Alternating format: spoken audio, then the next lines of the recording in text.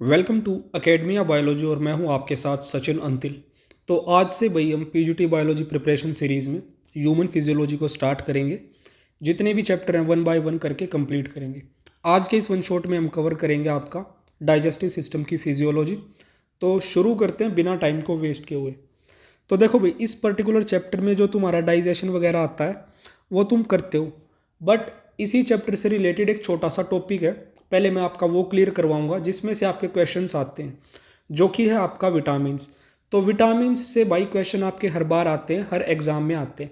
In case अगर आपके syllabus में विटामिन्स अलग से मेंशन नहीं कर रखे हैं तो भी आपको डाइजेशन वाले चैप्टर के साथ इनको कंप्लीट करना है। विटामिन्स कंप्लीट करके हम मूव करेंगे आपके एक्चुअल जो चैप्टर है डाइजेशन पे। तो शुरू करते हैं। एक छोटी सी टेबल हम बना लेते हैं एक बार, जिसमें इस तरफ हम लिखेंगे आपके विटामिन्स। ये विटामिन हो जाएंगे एंड यहाँ पे हो जाएगा इनका साइंटिफिक नेम, साइंटिफिक नेम, और यहाँ हो जाएगी उस पर्टिकुलर विटामिन से रिलेटेड डिजीज़। ठीक है। तो जब तुम PYQs देखोगे ना तो तुम खुद देखना, यहाँ से कोई ना कोई क्वेश्चन ज़रूर मिलता है। मे बी आपसे पूछ लिया जाए डायरेक्टली, साइंटिफिक नेम पूछ लिया जाए आपसे विटामिन्स के, या फिर उससे रिलेटेड कोई डिजीज़ है तो वो डिजीज़ पूछ ली जाए। ठीक है। तो सबसे पहले शुरू करते हैं आपका विटामिन ए से। अगर इसके साइंटिफिक नाम की हम बात करें तो इसको हम बोलते हैं आपका रेटिनोल। ठीक है, दूसरा नाम। और फिर बात करें अगर डिजीज़ की, तो इससे रिलेटेड जो डिजीज़ है आपकी, वो आपकी आँखों से जुड़ी हुई बीमारियाँ होती हैं, disease related to your eyes. ठीक है। देन इसके बाद सेकंड विटामिन है आपका विटामिन B1। तो B1 को अगर हम बात करें तो बोलते हैं आपका थायमीन। ठीक है। और थायमीन से रिलेटेड अगर डिजीज़ की बात करें तो डिजीज़ हो जाएंगी आपकी बेरी बेरी, बेरी बेरी। ठीक है। देन इसके बाद थर्ड विटामिन आता है आपका B2। B2 विटामिन होता है आपका राइबोफ्लेविन, राइबोफ्लेविन। ठीक है। और अगर बात की जाए राइबोफ्लेविन की वजह से जो डिजीज़ होती है वो है आपकी चिलोसिस। ठीक है। देन नेक्स्ट विटामिन है आपका B3। और बात करी जाए B3 को हम क्या बोलते हैं आपका, it is called as your niacin, niacin niacin जो भी आप बोलो। एंड इसकी वजह से जो डिजीज़ होती है आपको, वो डिजीज़ है आपकी पेलाग्रा। ठीक है। देन आपका नेक्स्ट विटामिन आ जाता है विटामिन B5, विटामिन B5। देखो, जो विटामिन B5 है इसको हम बोलते हैं आपका पेंटोथेनिक एसिड, पेंटोथेनिक एसिड। ठीक है। तो ये है पेंटोथेनिक एसिड। और इस विटामिन की वजह से जो आपको समस्या होती है दैट इज़ योर इंसोम्निया, नींद ना आना। ठीक है।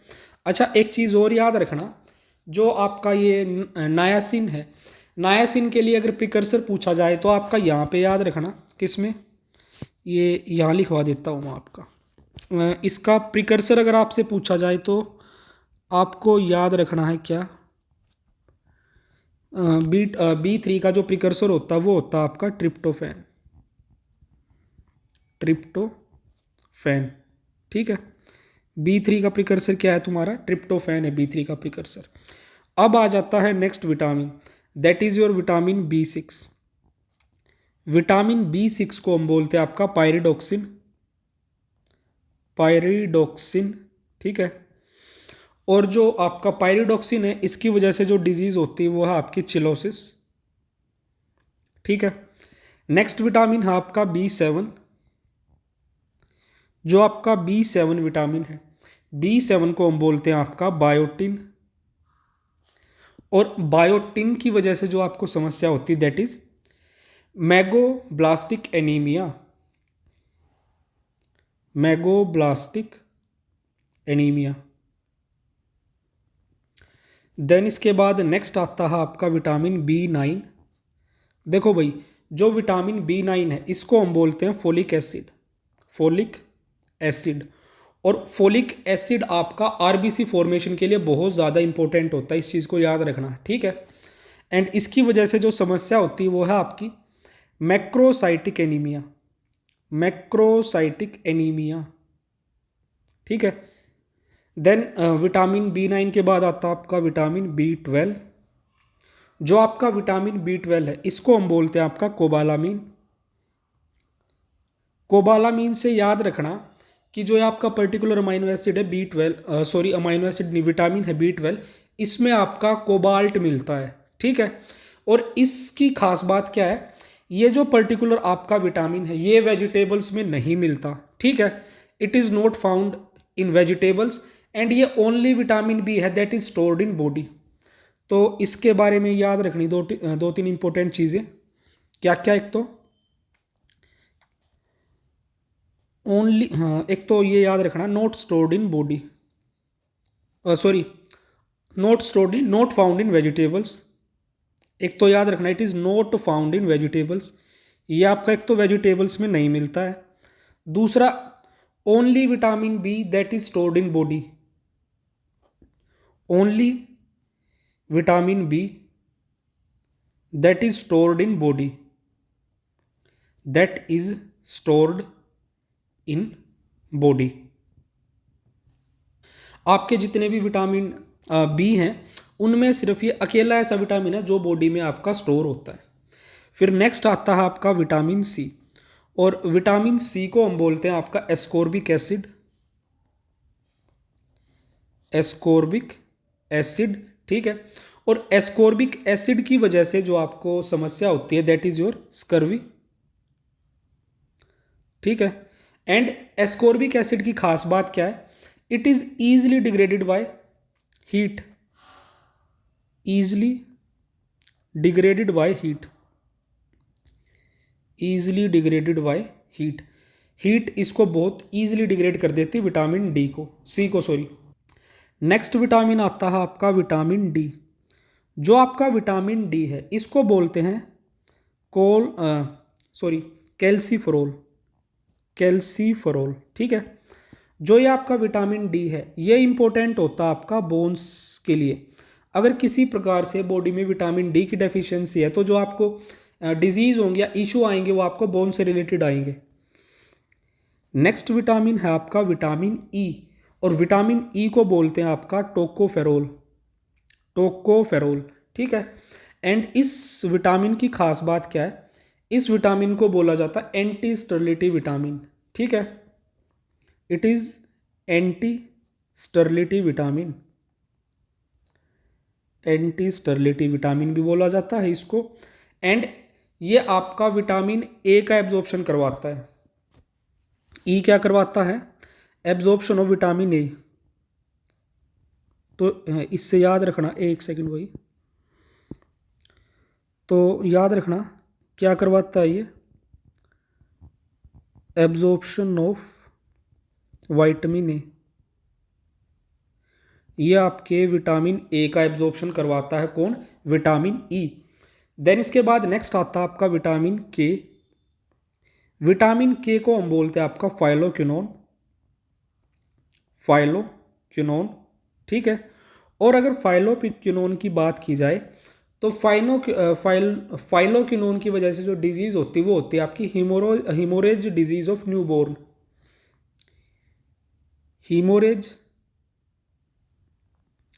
Disease of, haemorrhage disease of newborn, newborn, ठीक है। सो गाइज आई होप जितने विटामिन बताए गए हैं भाई इनके सब के नाम याद कर लेना। Just a second. Vitamin A is your retinol, B is your thiamine, B2 is your riboflavin, B3 is your niacin, B5 is your pantothenic acid, B6 is your pyridoxine, B7 is your biotin, B9 is your folic acid, B12 आपका कोबालामीन, and vitamin C है आपका ascorbic acid, D है आपका calciferol, ई है आपका tocopherol, and vitamin के है आपका फाइलोक्विनोन, ठीक है। अब जितने विटामिन बताए गए हैं इनमें से आपके लिपिड सोल्यूबल विटामिन आपको वैसे पता भी होंगे बट फिर भी मैं दोबारा बता देता हूँ एक बार। Lipid soluble vitamins. तो लिपिड सोल्यूबल विटामिन्स में आपको याद रखना अडीक, ए डी ई एंड के, ये चारों आपके क्या हैं, लिपिड सोल्यूबल विटामिन्स है। बाकी जितने भी आपके विटामिन्स हैं सारे आपके वाटर सोल्यूबल हैं, तो ये आपको याद रखना, ठीक है। अब देखो, इनमें से आपके कुछ एक विटामिन्स कुछ स्पेशल फंक्शंस परफॉर्म करते हैं, यानी कि उनके कुछ इंपॉर्टेंट रोल्स हैं, वो हम देखते हैं। सबसे पहले आता है आपका के, जो विटामिन के है जिसको हम बोलते हैं आपका फाइलोक्विनोन। तो इसके रिगार्डिंग जो भी एक दो इम्पोर्टेंट पॉइंट आपको पता होना चाहिए वो मैं यहाँ पे लिखवा देता हूँ। देखो भाई, जो विटामिन के है, कौन सा विटामिन, के विटामिन, इसके बारे में आपको याद रखना है। आपके गट में इस विटामिन का सिंथेसिस होता है by bacteria, synthesised by bacteria, synthesised by bacteria in gut, ठीक है, गट में इसका सिंथेसिस होता है। देन सेकंड इंपॉर्टेंट चीज़ आपको क्या याद रखनी है, ये ब्लड क्लोटिंग में बहुत इंपॉर्टेंट होता है।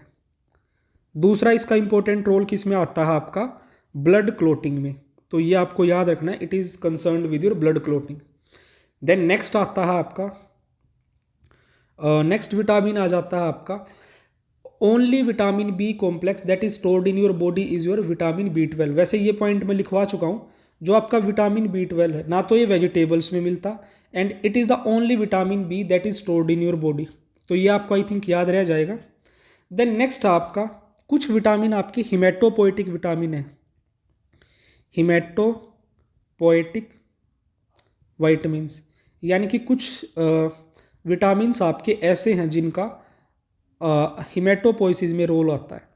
तो विटामिन वो कौन कौन से हैं आपके, वो आपको याद रखने हैं, जैसे कि आपका विटामिन B9 एंड आपका विटामिन जो क्या है B12, ये दोनों क्या हैं आपके, ये हैं आपके hematopoietic vitamins, vitamin B9 and vitamin B12, तो ये आपको याद रखना है। एंड इसी से रिलेटेड एक क्वेश्चन आपको PYQs में और देखने को मिलेगा कि आपके वो विटामिन कौन सा है जो हास्टन करता वाउंड हीलिंग को, यानी कि जो आपको चोट वगैरह लग जाती उसको तेजी से भरने में हेल्प करता है, ठीक है, हास्टन्स वाउंड हीलिंग, हास्टन्स वाउंड हीलिंग, तो वो विटामिन कौन सा है भैया, आपको ये भी याद रखना है। तो ये विटामिन हो जाएगा आपका C। विटामिन जो C है ये आपका वाउंड हीलिंग को तेज़ कर देता है, तो ये आपको बिल्कुल अच्छे से याद रखना है, ठीक है। एंड एक चीज़ और याद रखनी है आपको, जो तुम्हारा विटामिन C है, ठीक है, it was the first vitamin to be prepared by fermentation process. क्या याद रखना है, first vitamin to be prepared by fermentation process, fermentation, ठीक है, it was the first vitamin to be prepared by fermentation. तो यहाँ पे भाई जितने भी इंपॉर्टेंट विटामिन्स थे सारे मैंने आपको करवा दिए हैं, एंड आपको ये बिल्कुल अच्छे से याद करने। एंड एक चीज़ मैं बता देता हूँ भाई, विटामिन से क्वेश्चंस आते ही आते हैं, तो विटामिन्स को भूल के भी छोड़ने की गलती मत करना, ठीक है। और बेशक आपके सिलेबस में मैंशनड नहीं है ये पर्टिकुलर टॉपिक, बट फिर भी यहाँ से क्वेश्चन आने के चांसेस रहते हैं। तो विटामिन वाला पार्ट हमारा कंप्लीट हो जाता है। अब हम शुरू करते हैं आपका डाइजेशन वाला जो एक्चुअल चैप्टर है, ठीक है भाई। एक तो इस चैप्टर को मैं आपको इस तरह से करवाऊंगा कि कम टाइम में ज़्यादा से ज़्यादा आपका आउटपुट निकल सके, थ्योरी के हिसाब से मैं नहीं करवाऊंगा। जैसे लेंथी चैप्टर को हम शुरू से नहीं करवाते, माउथ से, ओरल कैविटी से शुरू करेंगे, फिर आपकी इसोफेगस, देन स्टमक, देन इस तरह से ना करवा के जो डायरेक्ट आपके क्वेश्चन फोकस्ड पार्ट है उस तरह से हम इस चैप्टर को कंप्लीट। तो सबसे पहले हम एक बार आपके चैप्टर का लेआउट बना लेते हैं कि जो आपका क्या डाइजेस्टिव सिस्टम, उसमें क्या क्या आता है। डाइजेस्टिव सिस्टम,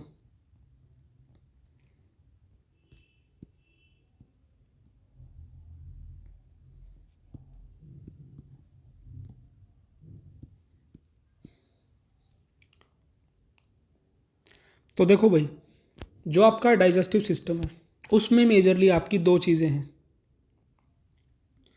एक तो है आपकी एलिमेंट्री कैनाल जिसको हम बोलते हैं गट, एलिमेंट्री कैनाल, या जिसको हम बोलते हैं आपका गट, ठीक है। एंड दूसरी चीज़ है यहाँ पे आपकी डाइजेस्टिव ग्लैंड्स, जो कि आपके एलिमेंट्री कैनाल के साथ ही अटैच्ड हैं, डाइजेस्टिव ग्लैंड्स, ठीक है। तो क्या दो चीज़ें हैं, तो first one is your alimentary canal या gut, second is your digestive glands. तो एलिमेंट्री कैनाल जो कि है आपका क्या, पैसेज ऑफ फूड होता है, ठीक है। इसमें क्या क्या पार्ट्स आते हैं आपके, माउथ, सेकंड आपका बक्कल कैविटी, बक्कल कैविटी, फिर आपका है फेरिंग्स, फेरिंग्स, ठीक है। एंड फोर्थ आ जाता है आपका ईसोफेगस या फूड पाइप, ईसोफेगस या जिसको हम बोलते हैं आपका फूड पाइप, ठीक है। देन फिफ्थ आ जाता है आपका स्टमक, एंड देन सिक्स्थ आ जाती है आपकी क्या, स्मॉल इंटेस्टाइन, स्मॉल इंटेस्टाइन, ठीक है। एंड जो आपकी स्मॉल इंटेस्टाइन है इसमें आपके तीन पार्ट्स होते हैं, first is duodenum, then second is jejunum, duodenum jejunum, and the third is your ileum, ठीक है। देन इसके बाद सेवंथ आ जाती है आपकी लार्ज इंटेस्टाइन, लार्ज इंटेस्टाइन, ठीक है। अगर लार्ज इंटेस्टाइन की हम बात करें तो इसमें भी आपके तीन पार्ट हैं, caecum, colon, and the third is your rectum, ठीक है। एंड अल्टीमेटली लास्ट पार्ट आपका आ जाता है, एट्थ इज योर एनस। तो ये तो हो गया आपका एलिमेंट्री कैनाल के पार्ट्स क्या क्या। Next is your digestive glands. जो आपकी डाइजेस्टिव ग्लैंड्स हैं ये रिलीज करती हैं आपके डाइजेस्टिव जूसेस, क्या, डाइजेस्टिव जूसेस, ठीक है। और इन डाइजेस्टिव जूसेस में प्रेजेंट होते हैं आपके क्या, एंजाइम्स। तो अब कौन सी ग्लैंड है, सबसे पहले वो देखो। फर्स्ट इज योर, सबसे पहले क्या हो सकती है आपकी गैस्ट्रिक ग्लैंड्स, क्या, गैस्ट्रिक ग्लैंड्स, ठीक है, जो कि प्रेजेंट होंगी आपकी इनर वॉल ऑफ स्टमक में, inner wall of stomach, inner wall of stomach, ठीक है। देन सेकंड आ जाती है आपकी क्या, सेकंड है आपकी इंटेस्टाइनल ग्लैंड्स, इंटेस्टाइनल ग्लैंड्स, ठीक है, जो कि आपका प्रोड्यूस करती है इंटेस्टाइनल जूस। थर्ड आ जाती है आपकी सलाइवरी ग्लैंड, सलाइवरी ग्लैंड्स, जो कि प्रेजेंट होती है आपके माउथ में, जो आपका ओरल कैविटी वाला पार्ट है। देन नेक्स्ट आपकी फोर्थ इज योर लीवर, जो कि प्रोड्यूस करती है आपका बाइल, ठीक है। एंड बाइल की खास बात क्या है, वैसे हम आगे जब डिटेल में देखेंगे वन बाय वन वहाँ भी देखेंगे। इट हैज़ नो एंजाइम्स, इसमें आपके कोई भी एंजाइम्स नहीं होते आपके बाइल में, ठीक है। देन बाइल के बाद फिफ्थ आपकी पेनक्रियाज, पेनक्रियाज, जो आपका पेनक्रियाज है वो प्रोड्यूस करता है आपका पेनक्रियाटिक जूस, ठीक है। तो ये हो गया आपके चैप्टर का एक रफ जो बोल सकते हैं हम लेआउट, कि ये चीज़ें हमें इसमें स्टडी करनी है वन बाय वन। तो सबसे पहले शुरू करते हैं आपका ओरल कैविटी में टिथ के साथ। तो सबसे फर्स्ट जो फर्स्ट चीज़ है वो क्या, आपके टिथ से हम शुरू करेंगे। तो देखो भाई, जो ह्यूमन टिथ होते हैं उनके कुछ खास फीचर्स हैं। अब वो फीचर क्या क्या ह्यूमन टिथ के वो देखो। सबसे फर्स्ट है कि जो ह्यूमन टिथ है वो है आपके थीकोडोंट। अब थीकोडोंट क्या होते हैं वो समझते हैं। थीकोडोंट का मतलब क्या है, these are embedded in a socket, embedded in socket of bone, embedded in socket of bone, ठीक है। तो फर्स्ट हो गया थीकोडोंट का मतलब आपको समझ आ गया होगा।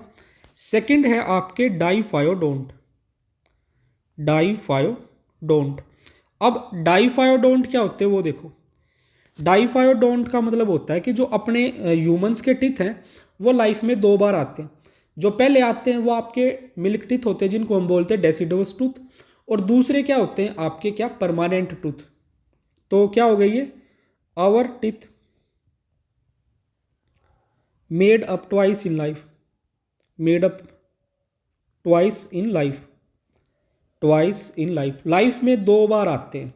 अब डाइफायोडोंट में देखना, एक तो जो पहले आते हैं उनको हम बोलते हैं आपका क्या डेसिडुअस या मिल्क टीथ, डेसिडुअस, या जिनको हम बोलते हैं आपका milk tooth, milk teeth tooth, singular plural का कोई चक्कर नहीं है। फिर जो फाइनली जो आपके टीथ आते हैं जो पूरी लाइफ टाइम आपके साथ रहते हैं वो हो जाते हैं आपके परमानेंट, परमानेंट, ठीक है। तो आई होप कि आप लोगों को थीकोडोंट क्लियर हो गया होगा एंड डाइफायोडोंट क्या है वो भी क्लियर हो गया होगा। अब लास्ट में थर्ड आ जाता है आपका हेट्रोडोंट। ह्यूमन टीथ कैसे हैं आपके, हेट्रोडोंट टाइप, ठीक है। अब हेट्रोडोंट टाइप का मतलब क्या है कि जो ह्यूमंस में टीथ होते हैं वो आपके 4 तरह के होते हैं, ठीक है। तो इसको हम लिख सकते हैं आपका क्या, 4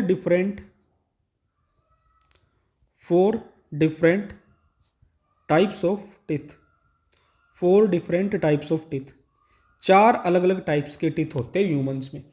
अब वो 4 कौन कौन से हैं, incisors, canines, premolar and molar. That is I stands for incisors, then second is canines, third is PM here for premolars, and last है आपके एम स्टैंड फॉर आपके मोलर्स, ठीक है। तो incisors, canine, premolar and molar, ये आपके 4 तरह के टूथ मिलते हैं ह्यूमंस में। अब यहीं पे एक छोटा सा पार्ट और आता है, मतलब एक छोटी सी इंफॉर्मेशन है जो कि आपको याद रखनी है आपके टूथ के रिगार्डिंग। जो आपके टूथ होते हैं, टूथ में जो आपकी हार्ड है आउटर, एक जो बोलते हैं ना ह्यूमन बॉडी की जो सबसे स्ट्रॉन्ग सब्सटेंस क्या, इनेमल है आपका, ठीक है, जिसमें आपके कैल्शियम फॉस्फेट के डिपॉजिट्स होते हैं। तो जो आपकी इनेमल है वो किससे बनती है, एक तो ये आपको पता होना चाहिए, क्या, जो आपकी क्या है इनेमल है, इनेमल के बारे में आपको पता होना चाहिए ये कैसी होती है। एक तो ये होती है एक्टोडर्मल इन ओरिजिन, यानी कि जो आपकी एक्टोडर्मल जो एक्टोडर्म लेयर होती है ये उससे बनती है एक तो, ठीक है, एक्टोडर्मल इन ओरिजिन है। एंड इसके बारे में याद रखना है जो अमीलोब्लास्ट सेल होते हैं, अमीलोब्लास्ट, ये अमीलोब्लास्ट सेल आपकी इनेमल को फॉर्म करते हैं। देन सेकंड चीज़ जो आपको याद रखनी है, सेकंड इज योर डेंटाइन, आपके टूथ का एक पार्ट होता है डेंटाइन। जो डेंटाइन होते हैं आपके टूथ का वो बनता है ओडोंटोब्लास्ट से, और नेचर की बात करें तो ये होता है आपका मीजोडर्मल इन नेचर। डेंटाइन है mesodermal in nature and it is made by odontoblast cells, odontoblast, ठीक है। अमीलोब्लास्ट सेल्स हो गए और आपके क्या ओडोंटोब्लास्ट सेल्स। तो ये इंफॉर्मेशन आपकी इंपॉर्टेंट है कि जो अमीलोब्लास्ट है वो फॉर्म करते हैं इनेमल को, और जो ओडोंटोब्लास्ट है वो फॉर्म करते हैं आपकी डेंटाइन को। तो भाई इस इंफॉर्मेशन को एज इट इज़ याद रख लेना, ठीक है। मे बी आपसे यहाँ से भी क्वेश्चन आ जाए। नेक्स्ट यहीं पे एक छोटा सा पार्ट आता है, that is your dental formula. क्या, डेंटल फॉर्मूला। तो भाई डेंटल फॉर्मूला से भी आपके क्वेश्चंस पूछ लिए जाते हैं, तो आपको डेंटल फॉर्मूला भी पता होना चाहिए। तो देखो जो आपका डेंटल फॉर्मूला है, सबसे पहले आपको पता होना चाहिए चाइल्ड का, किसका, चाइल्ड का, ठीक है।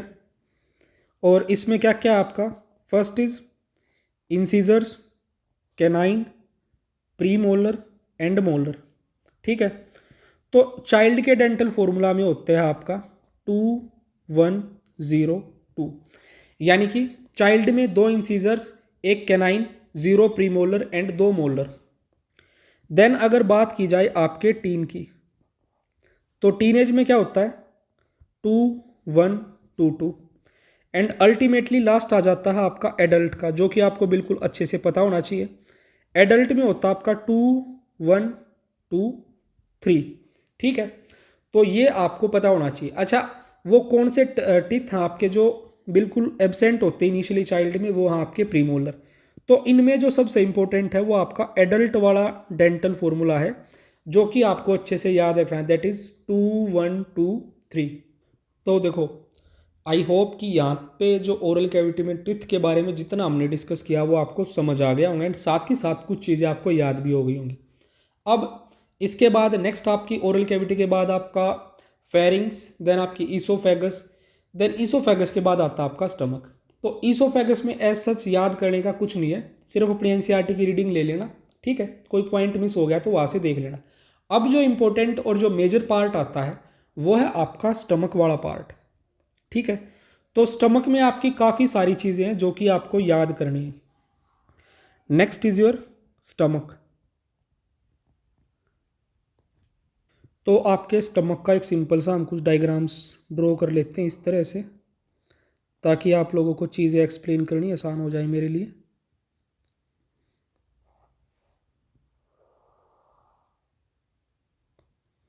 तो ये हो गया भैया आपका स्टमक, ठीक है। अब देखो, जो ये इससे ऊपर वाला पार्ट है, ये यहाँ पे क्या होती है आपकी ईसोफेगस होती है।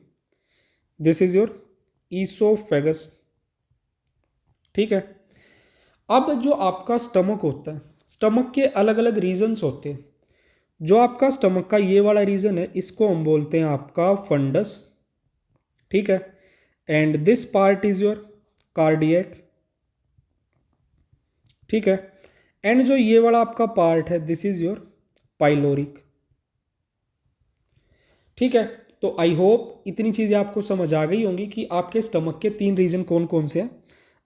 First is fundus, then cardiac, and the third is your pyloric. अब इसमें याद रखना कि जो आपका फंडस जो पार्ट है, ये होता है आपका air filled part, and usually ये एम्प्टी रहता है। It is air filled part, air filled part, जो कि आपका नॉर्मली कैसा रहता है, इट इज फाउंड एम्प्टी, ठीक है। फिर जो आपका पाइलोरिक वाला पार्ट है, इसके आगे आपका यहाँ पे आपका पाइलोरिक स्फिंक्टर होता है। देन पाइलोरिक स्फिंक्टर के बाद ये कनेक्ट हो जाता है आपका डिओडेनम के साथ, ठीक है। डिओडेनम जो कि आपका स्मॉल इंटेस्टाइन का एक पार्ट है, जो कि हम आगे देखने वाले। अब जैसा कि मैंने शुरू में ही बताया था, जो आपका स्टमक होता है, स्टमक में देखने को मिलती हैं गैस्ट्रिक ग्लैंड्स। ये वाला जो पार्ट है अब जो हम डिस्कस करेंगे गैस्ट्रिक ग्लैंड वाला, ये इंपॉर्टेंट है। Next is your gastric glands, ठीक है। तो जो आपकी गैस्ट्रिक ग्लैंड होती हैं, इनमें अलग अलग पार्ट्स होते हैं। वो पार्ट्स आपको याद रखने बहुत इंपॉर्टेंट है। पार्ट्स क्या मतलब, अलग अलग टाइप के सेल्स देखने को मिलते हैं, और जो वो सेल्स हैं वो आपको याद रखने अच्छे से। तो देखो भाई, सब जस्ट ए सेकेंड, सबसे फर्स्ट टाइप के जो सेल्स आते हैं उनको हम बोलते हैं आपका गोबलेट सेल्स। क्या?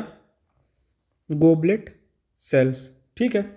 देन गोबलेट सेल्स के बाद जो नेक्स्ट सेल आते हैं, जिनको हम बोलते हैं आपका चीफ या जाइमोजेनिक सेल्स। चीफ या पेप्टिक, या फिर जिनको बोलते हैं जाइमोजेनिक सेल्स, जाइमोजेनिक सेल्स, ठीक है। तो चीफ सेल्स आए या पेप्टिक सेल्स आए या जाइमोजेनिक सेल्स आए, सभी का मतलब एक ही है, अलग अलग नाम है, याद रखना तीनों। फिर तीसरे टाइप के जो सेल होते हैं उनको हम बोलते हैं आपका पेराइटल या ऑक्जेंटिक सेल्स, पेराइटल या ऑक्जेंटिक सेल्स। तो ये आपको याद रखना है। फर्स्ट टाइप ऑफ सेल्स हैं आपके क्या, गोबलेट सेल्स। सेकंड है आपके चीफ पेप्टिक या जिनको हम बोलते हैं आपका जाइमोजेनिक सेल्स। थर्ड है आपके पेराइटल या ऑक्जेंटिक सेल्स। अब इनके काम क्या क्या हैं वो देखो। जो आपके गोबलेट सेल्स हैं, ये आपके क्या करते हैं, म्यूकस सिक्रीट करते हैं, ठीक है। ये प्रोड्यूस करते हैं म्यूकस, जो कि आपके इनर लाइनिंग को क्या करता है, प्रोटेक्ट करता है। तो म्यूकस क्या करता है, ये आपका प्रोटेक्ट करता है इनर लाइनिंग को, प्रोटेक्ट्स इनर लाइनिंग, ठीक है। देन इसके बाद जो आपके जाइमोजेनिक सेल्स हैं, ये क्या करते हैं, ये प्रोड्यूस करते हैं आपके प्रो एंजाइम्स को। ये क्या फॉर्म करेंगे, आपके ये फॉर्म करेंगे आपके प्रो एंजाइम्स। जो तुम्हारे ये प्रो एंजाइम्स होते हैं कैसे होते हैं आपके, एक सेकंड, ये होते हैं आपके इनएक्टिव। ठीक है, यानी कि अभी वो काम करने के लिए तैयार नहीं है, इनएक्टिव है। अब ये प्रो एंजाइम कौन कौन से हैं वो देखो, जैसे कि हो सकता है आपका प्रोरेनिन, या फिर हो सकता है आपका पेप्सिनोजन। तो ये प्रोड्यूस करते हैं आपके प्रो एंजाइम्स को। नेक्स्ट टाइप आते हैं आपके पैराइटल या ऑक्जिंटिक सेल्स। जो आपके ये पैराइटल या ऑक्जिंटिक सेल्स है, ये क्या करवाते हैं आपका, ये रिलीज करते हैं आपका एक तो CIF और एक दूसरा HCl। फर्स्टली ये क्या फॉर्म करते हैं आपका HCl, ठीक है, हाइड्रोक्लोरिक एसिड, जो कि क्या करता है, एक्टिवेट करता है पेप्सिनोजन को। जो आपके क्या है प्रो एंजाइम्स फिलहाल के लिए क्या है, इनएक्टिव है, ये उनको एक्टिवेट करता है। ठीक है, तो HCl के बारे में क्या है, एक तो ये आपकी pH को कितना कर देगा, pH को अराउंड 1.5 से 2.5 के बीच में मेंटेन करवाता है। ठीक है, दूसरा जो आपका HCl है, ये HCl क्या करता है, ये करता है आपका एक्टिवेट्स पेप्सिनोजन,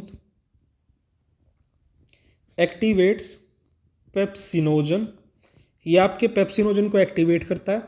दूसरा ये किल करता है माइक्रोब्स को। ठीक है, किल माइक्रोब्स इन फूड, जो फूड के साथ आपके माइक्रोब्स एंटर कर जाते हैं आपकी बॉडी में, उनको भी ये किल करता है। देन सेकंड चीज़ जो यहाँ पे आपके पैराइटल या ऑक्जिंटिक सेल्स रिलीज करते हैं, प्रोड्यूस करते हैं, वो है आपका CIF बोले तो आपका क्या, एक सेकेंड, CIF क्या होता है आपका, castle intrinsic factor, castle intrinsic factor. और जो आपका ये कासल इंट्रिंसिक फैक्टर होता है, it is responsible for absorption of vitamin B12। ये क्या करवाता है आपका, एब्जॉर्प्शन ऑफ विटामिन B12। जो आपका विटामिन B12 है, ये उसका एब्जॉर्प्शन करवाता है। एंड ये सारी चीज़ें मिला के जो भी ये अलग अलग सेल्स यहाँ पे प्रोड्यूस करते हैं, ये मिलके फिर एक साथ क्या फॉर्म करते हैं, हमारा गैस्ट्रिक जूस। ठीक है, ये फॉर्म करते हैं हमारा गैस्ट्रिक जूस। अगर डेली की बात करी जाए तो हमारी बॉडी में डेली अराउंड आपका 2 से 3 लीटर गैस्ट्रिक जूस प्रोड्यूस होता है। ठीक है, और जिसमें प्रेजेंट होता है क्या क्या आपका, म्यूकस, पेप्सिनोजन, देन आपका HCl and water, HCl and H2O, और आपकी आयंस। ये सारी चीज़ें प्रेजेंट होती हैं किसमें, आपके गैस्ट्रिक जूस में। तो ये भाई इंपॉर्टेंट इन्फॉर्मेशन है जितनी भी यहाँ पे बताएगी। ये गैस्ट्रिक ग्लैंड वाला पार्ट बिल्कुल अच्छे से अपने दिमाग में फिट कर लेना एंड याद कर लेना। ठीक है, अब इसके बाद नेक्स्ट चीज़ आती है जो आपकी जो गट है, उसमें आपकी कौन सी आपकी कवरिंग्स या लेयर्स प्रेजेंट होती हैं। So our next heading is layers of alimentary canal. Layers of alimentary canal, आपका जो एलिमेंट्री कैनाल है उसमें आपकी कौन कौन सी लेयर्स प्रेजेंट हैं, ये आपको देखना है। ठीक है, लेयर्स ऑफ एलिमेंट्री कैनाल। तो देखो, अगर बात की जाए जो आपकी फर्स्ट लेयर है या आउटर मोस्ट जिसको हम बोलते हैं, वो है आपकी क्या, आउटर मोस्ट नहीं भाई, चलो मैं एक बार समझाता हूँ आपको। तो सबसे फर्स्ट जो आउटर मोस्ट है, देखो एक सेकेंड, सिरोसा क्या है, जो आपकी सिरोसा है, एक सेकेंड भाई, जस्ट ए सेकेंड। तो सबसे पहले क्या है आपकी सिरोसा। ठीक है, तो सिरोसा के बारे में क्या याद रखना है, it is your outer most. Serosa है आपकी आउटर मोस्ट लेयर। ठीक है, तो आउटर मोस्ट कौन सी है, आपकी सिरोसा है। एंड ये बनती किससे, आपकी मीजोथीलियम से, मीजोथीलियम। ठीक है, देन जस्ट ए सेकेंड भाई, सिरोसा के बाद नेक्स्ट है आपकी मस्क्यूलैरिस। मस्क्यूलैरिस, जो आपकी मस्क्यूलैरिस है ये बनी हुई होती है आपकी स्मूथ मसल्स से, स्मूथ मसल्स, ठीक है। It is made up of smooth muscles. Then third layer है आपकी क्या, सब म्यूकोसा।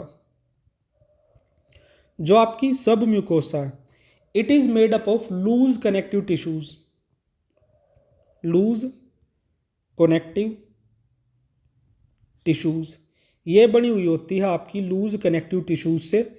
एंड इसके बारे में एक चीज़ आपको याद रखनी है, जो आपकी नर्व्स होती, ब्लड वेसल्स होती हैं और जो आपकी लिम्फ वेसल्स होती, वो सारी चीज़ें आपकी सब म्यूकोसा में प्रेजेंट होती।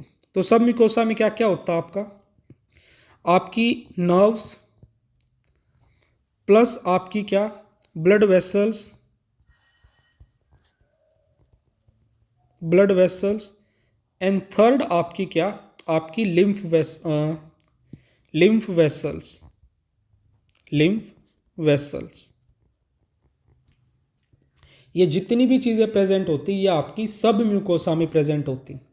और फिर लास्ट जो लेयर आती है आपकी दैट इज म्यूकोसा। म्यूकोसा आपकी क्या है, इट इज, एक सेकेंड, तो म्यूकोसा है आपकी inner most layer, it is inner most layer, ठीक है। तो इनर मोस्ट लेयर है आपकी म्यूकोसा, ठीक है। एंड म्यूकोसा में याद रखना जो आपकी विलाई प्रेजेंट होती है वो म्यूकोसा में होती है फॉर एब्जॉर्प्शन ऑफ फूड के लिए। तो अब देखो, फर्स्ट लेयर है आपकी सिरोसा जो कि है आपकी आउटर मोस्ट, सेकेंड लेयर है आपकी मस्क्यूलैरिस, थर्ड लेयर है आपकी सब म्यूकोसा जिसमें आपकी नर्व्स, ब्लड वेसल्स और लिम्फ वेसल्स प्रेजेंट होती हैं, एंड फोर्थ लेयर है आपकी म्यूकोसा जो है आपकी इनर मोस्ट लेयर एंड इसमें प्रेजेंट होती हैं आपकी विलाई। तो ये हो गई आपकी different layers of alimentary canal. And यहीं पे एक छोटी सी चीज़ याद रखना, जो आपकी सिरोसा है, सिरोसा आपकी क्या बोलते हैं, ईसोफेगस, ईसोफेगस में आपकी सिरोसा एब्सेंट होती है। क्या याद रखना सिरोसा के बारे में, absent in oesophagus, absent in oesophagus. जो आपकी सिरोसा है वो आपकी ईसोफेगस में एब्सेंट होती है, ये आपको याद रखना है। अब जो ये आपकी डिफरेंट लेयर्स एलिमेंट्री कैनाल में जैसे सिरोसा, मस्क्यूलैरिस, सब म्यूकोसा, म्यूकोसा, इन लेयर्स में आपकी कुछ मॉडिफिकेशंस देखने को मिलती हैं। यानी कि हो सकता है कि जो आपकी किसी बॉडी पार्ट की किसी लेयर में मॉडिफिकेशन और किसी बॉडी पार्ट में किसी लेयर में। तो अब ये मॉडिफिकेशंस हमें देखनी जहाँ से क्वेश्चंस पूछे जाते हैं। तो देखो भाई, सबसे पहले आ जाती है आपकी सब म्यूकोसा। क्या, सब म्यूकोसा, ठीक है। जो आपकी सब म्यूकोसा होती है ये आपकी डिओडनम में मॉडिफाई होती है, ठीक है। क्या होती है, ये आपकी डिओडनम में मॉडिफाई होके फॉर्म करती ब्रूनर्स ग्लैंड। डिओडनम में क्या फॉर्म करती हैं आपकी, ब्रूनर्स ग्लैंड, ब्रूनर्स ग्लैंड। देखो कैसा, जैसे कि मैंने शुरू में ही बताया था, एक रफ सा डायग्राम बना के फिर से थोड़ा सा दिखा देता हूँ। ये कुछ इस तरह से, एक सेकेंड भाई, ये तो थोड़ा गलत ड्रॉ हो गया, जस्ट ए सेकेंड। ये कुछ इस तरह से हमने अपना क्या ड्रॉ किया था, आपका स्टमक ड्रॉ किया था। ये स्टमक ऐसे इस तरह से गया था, फिर ये मान लीजिए यहाँ तक स्टमक है, फिर जो इसके बाद में जो ये पार्ट शुरू हो रहा है यहाँ से आपकी स्मॉल इंटेस्टाइन शुरू हो जाती है, ठीक है। तो जो ये आपका पार्ट है, जो सी शेप्ड पार्ट है, ये होता है आपका डिओडनम, ठीक है। और जो डिओडनम है वो आपका स्मॉल इंटेस्टाइन का पार्ट होता है। तो ये याद रखना आपको कि जो सब म्यूकोसा है वो डिओडनम में मॉडिफाई होकर फॉर्म करती है ब्रूनर्स ग्लैंड। क्या फॉर्म करती है, ब्रूनर्स ग्लैंड। तो ये इतना आपको याद रखना है, बाकी आगे देखेंगे इसको हम दोबारा से। फिर इसके बाद नेक्स्ट चीज़ देखो, सब म्यूकोसा में हमने मॉडिफिकेशन देख ली है आपकी, ठीक है। फिर नेक्स्ट आ जाता है क्या, आपका म्यूकोसा की मॉडिफिकेशन हमें देखनी। किसकी, म्यूकोसा। अब जो आपकी म्यूकोसा है, म्यूकोसा में क्या क्या प्रेजेंट होता है आपका, म्यूकोसा में प्रेजेंट होते हैं आपके गोबलेट सेल्स जो कि म्यूकस प्रोड्यूस करते हैं। देन आपकी म्यूकोसा स्टमक में क्या फॉर्म करती है, आपकी गैस्ट्रिक ग्लैंड्स क्या फॉर्म करेंगी, आपकी गैस्ट्रिक ग्लैंड्स, ठीक है, गैस्ट्रिक ग्लैंड्स। जो आपकी स्टमक की म्यूकोसा होगी, स्टमक की क्या, स्टमक की म्यूकोसा होगी, उसमें प्रेजेंट होंगी आपकी गैस्ट्रिक ग्लैंड्स। फिर आ जाता है थर्ड आपका, दैट इज इंटेस्टाइन। इंटेस्टाइन में आपकी मॉडिफिकेशन देखने को मिलती है, क्या क्या वो देखो। इंटेस्टाइन में आपको मिलेंगे क्रिप्ट्स ऑफ लिबरकुहन, क्रिप्ट्स ऑफ लिबरकुहन, ठीक है। अब इन क्रिप्ट्स ऑफ लिबरकुहन में आपके दो तरह के सेल्स देखने को मिलते हैं इंटेस्टाइन में। जो आपके क्रिप्ट्स ऑफ लिबरकुहन, इसमें क्या मिलते हैं, दो तरह के आपके सेल्स मिलते हैं। First is your Paneth cells, Paneth cells, and second is your argentaffin cells, argentaffin cells, ठीक है। अब देखो, जो आपके क्या होते हैं, पेनिच सेल्स होते हैं, ये रिलीज करते हैं आपके लाइसोजाइम, और जो आपके अर्जेंटाफिन सेल्स होते हैं ये प्रोड्यूस करते हैं सेरोटोनिन। क्या क्या, पेनिच सेल्स प्रोड्यूस करेंगे आपके लाइसोजाइम, ठीक है, और जो आपके अर्जेंटाफिन सेल्स हैं ये प्रोड्यूस करेंगे आपका सेराटोनिन, सेराटोनिन। तो ये भैया आपको बिल्कुल अच्छे से दिमाग में फिट कर लेना है, अलग अलग मॉडिफिकेशंस आपकी एलिमेंट्री कैनाल के अलग अलग पार्ट्स में, ठीक है। म्यूकोसा की मॉडिफिकेशन में देखो, म्यूकोसा में क्या मिलता है, गोबलेट सेल्स मिलते हैं, स्टमक में गैस्ट्रिक ग्लैंड्स मिलती है, इंटेस्टाइन में आपके दो तरह के सेल्स मिलते हैं आपकी म्यूकोसा में, पेनिच सेल्स जो लाइसोजाइम प्रोड्यूस करेंगे, और अर्जेंटाफिन सेल्स जो कि सेराटोनिन प्रोड्यूस करेंगे। अब एक बार मैं यहाँ पे आपको थोड़ी सी अरेंजमेंट भी शो कर देता हूँ किस तरह से क्या होता है। कुछ ये क्या होते हैं आपके इस तरह से, ये आपकी विलाई होती है, ठीक है, और जो आपकी विलाई का जो बेस होता है, जैसे ये आपकी विलाई हो गई, ठीक है, दिस इज योर विलाई। अब जो विलाई का बेस होता है, जो ये बेस है, यहाँ पे आपको कुछ मॉडिफिकेशंस देखने को मिलती है कुछ इस तरह से, ठीक है। तो जो ये हमने इस तरह से ड्रॉ किया, this is your crypts of Lieberkuhn, ये है आपके क्रिप्ट्स ऑफ लिबरकुहन, ठीक है। एंड इसी के बेस पे अटैच्ड होते हैं आपकी क्या, आपकी ब्रूनर्स ग्लैंड। तो जो रेड कलर से शो करी गई हैं ये है आपकी ब्रूनर्स ग्लैंड, ठीक है। अब इसमें जो याद करने की बात है वो देखो, जस्ट ए सेकेंड, देखो भाई एक सेकेंड। अब इसमें जो आपका ये इतना पार्ट है, एक सेकेंड, एक सेकेंड भाई, देखो जो ये वाला पार्ट है आपका एक तो, एंड देन आपका ये वाला पार्ट, तो जो आपका ये रीजन है ये तो है आपका म्यूकोसा वाला पार्ट, ठीक है, एंड इसके नीचे वाला रीजन है आपका सब म्यूकोसा, ठीक है। तो इसमें क्या याद रखना आपको कि जो आपकी स्मॉल इंटेस्टाइन है, स्मॉल इंटेस्टाइन की सब म्यूकोसा में मिलती हैं ब्रूनर्स ग्लैंड। किसमें, स्मॉल इंटेस्टाइन की सब म्यूकोसा में ब्रूनर ग्लैंड मिलती हैं, और स्मॉल इंटेस्टाइन के विलाई के बेस पे जो म्यूकोसा है, म्यूकोसा वाले पार्ट में मिलते हैं आपके क्रिप्ट्स ऑफ लिबरकुहन, ठीक है। यही चीज़ मैंने आपकी बता भी रखी है पहले भी, ठीक है। ये आपकी ब्रूनर्स ग्लैंड होगी आपकी डिओडनम में, डिओडनम आपकी स्मॉल इंटेस्टाइन का ही पार्ट है, ठीक है। स्मॉल इंटेस्टाइन का पार्ट है डिओडनम, डिओडनम की सब म्यूकोसा में ब्रूनर्स ग्लैंड, ठीक है। ये स्मॉल इंटेस्टाइन की ब्रूनर्स ग्लैंड आपकी सब म्यूकोसा में, ठीक है। तो इस डायग्राम से भी शायद आपको थोड़ी सी चीज़ें क्लियर हो गई होंगी, एंड इन चीज़ों को बिल्कुल अच्छे से याद रखना। दूसरी जो चीज़ आपको याद रखनी, पेनिच सेल्स आपका लाइसोजाइम, अर्जेंटाफिन सेल्स आपका सेरोटोनिन प्रोड्यूस करते हैं। तो भाई जितनी भी इन्फॉर्मेशन यहाँ मैंने आपको बताई है, सारी की सारी ऐसी इन्फॉर्मेशन है जो आपके PYQs वगैरह में कहीं ना कहीं पूछी गई होगी, ठीक है।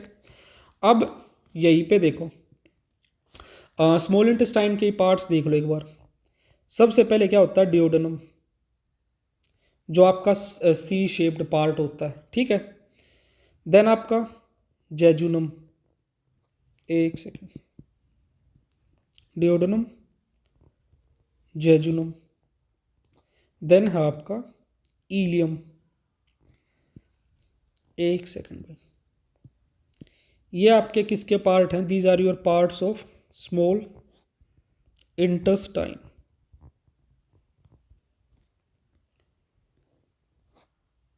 ये हैं आपके स्मॉल इंटेस्टाइन के पार्ट्स, ठीक है। Duodenum, jejunum, ilium.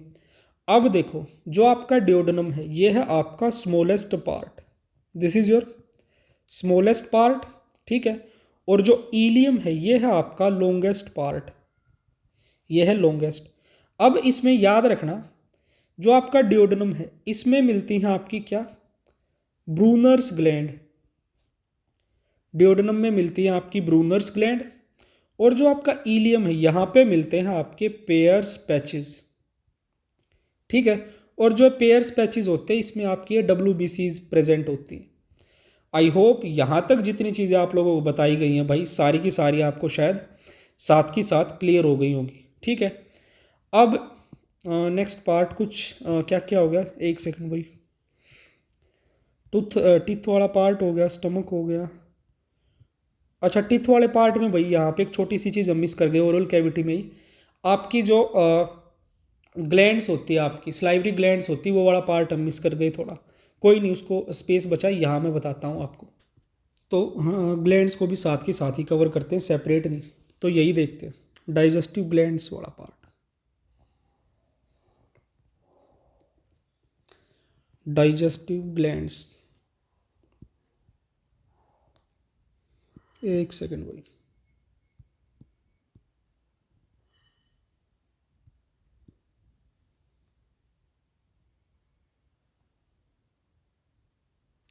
तो देखो, कौन सी डाइजेस्टिव ग्लैंड प्रेजेंट होती? सबसे पहले three pairs of salivary glands present होती है हमारे पास। फर्स्ट पेयर है आपकी पैरोटिड ग्लैंड, ठीक है। देन सेकंड है आपकी सब मैक्सिलरी, या जिसे बोलते हैं आपका हम सब मैंडिबुलर, सब मैक्सिलरी या सब मैंडिबुलर, ठीक है। देन थर्ड ग्लैंड है आपकी सबलिंगुअल, सबलिंगुअल, ठीक है।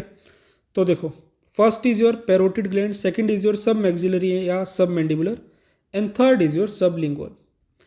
अब इसमें आपको इनके डक्ट्स याद रखने हैं, ठीक है। अच्छा, डक्ट्स से पहले याद रखना, जो तुम्हारी पैरोटिड ग्लैंड है इट इज़ द लार्जेस्ट, यह है आपकी लार्जेस्ट स्लाइवरी ग्लैंड, ठीक है।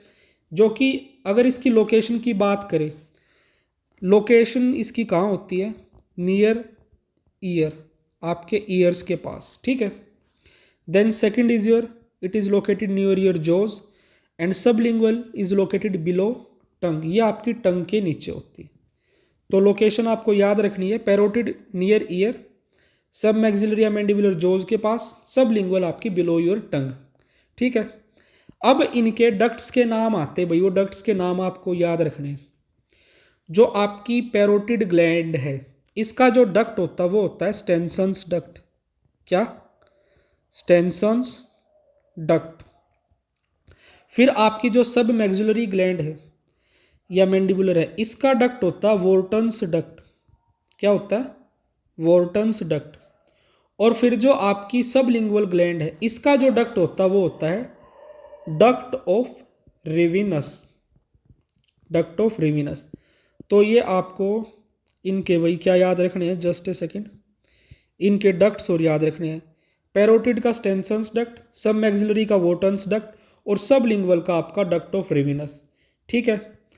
तो क्या क्या हो गया? बेसिक हो गया, देन टिथ हो गया, आपकी स्लाइवरी ग्लैंड्स हो गई, स्टमक हो गया, फिर आपका एलिमेंट्री कैनाल की लेयर्स, फिर आपका थोड़ा सा स्मॉल इंटेस्टाइन के बारे में। अब आगे कंटिन्यू करते हैं। देखो, तो नेक्स्ट है आपका थोड़ा सा बाइल के बारे में। देखो भाई, देखो जो आपका बाइल है, बाइल को प्रोड्यूस कौन करता है? एक तो ये याद रखना आपको, bile produced by and second it is stored, where it is stored, produced by and stored in. तो अगर प्रोड्यूस्ड पूछे कि प्रोड्यूस कौन करता है बाइल को, तो बाइल को प्रोड्यूस करते हैं आपके हिपेटिक सेल्स, यानी कि आपके लीवर के जो सेल्स हैं वो आपके बाइल को प्रोड्यूस करते हैं।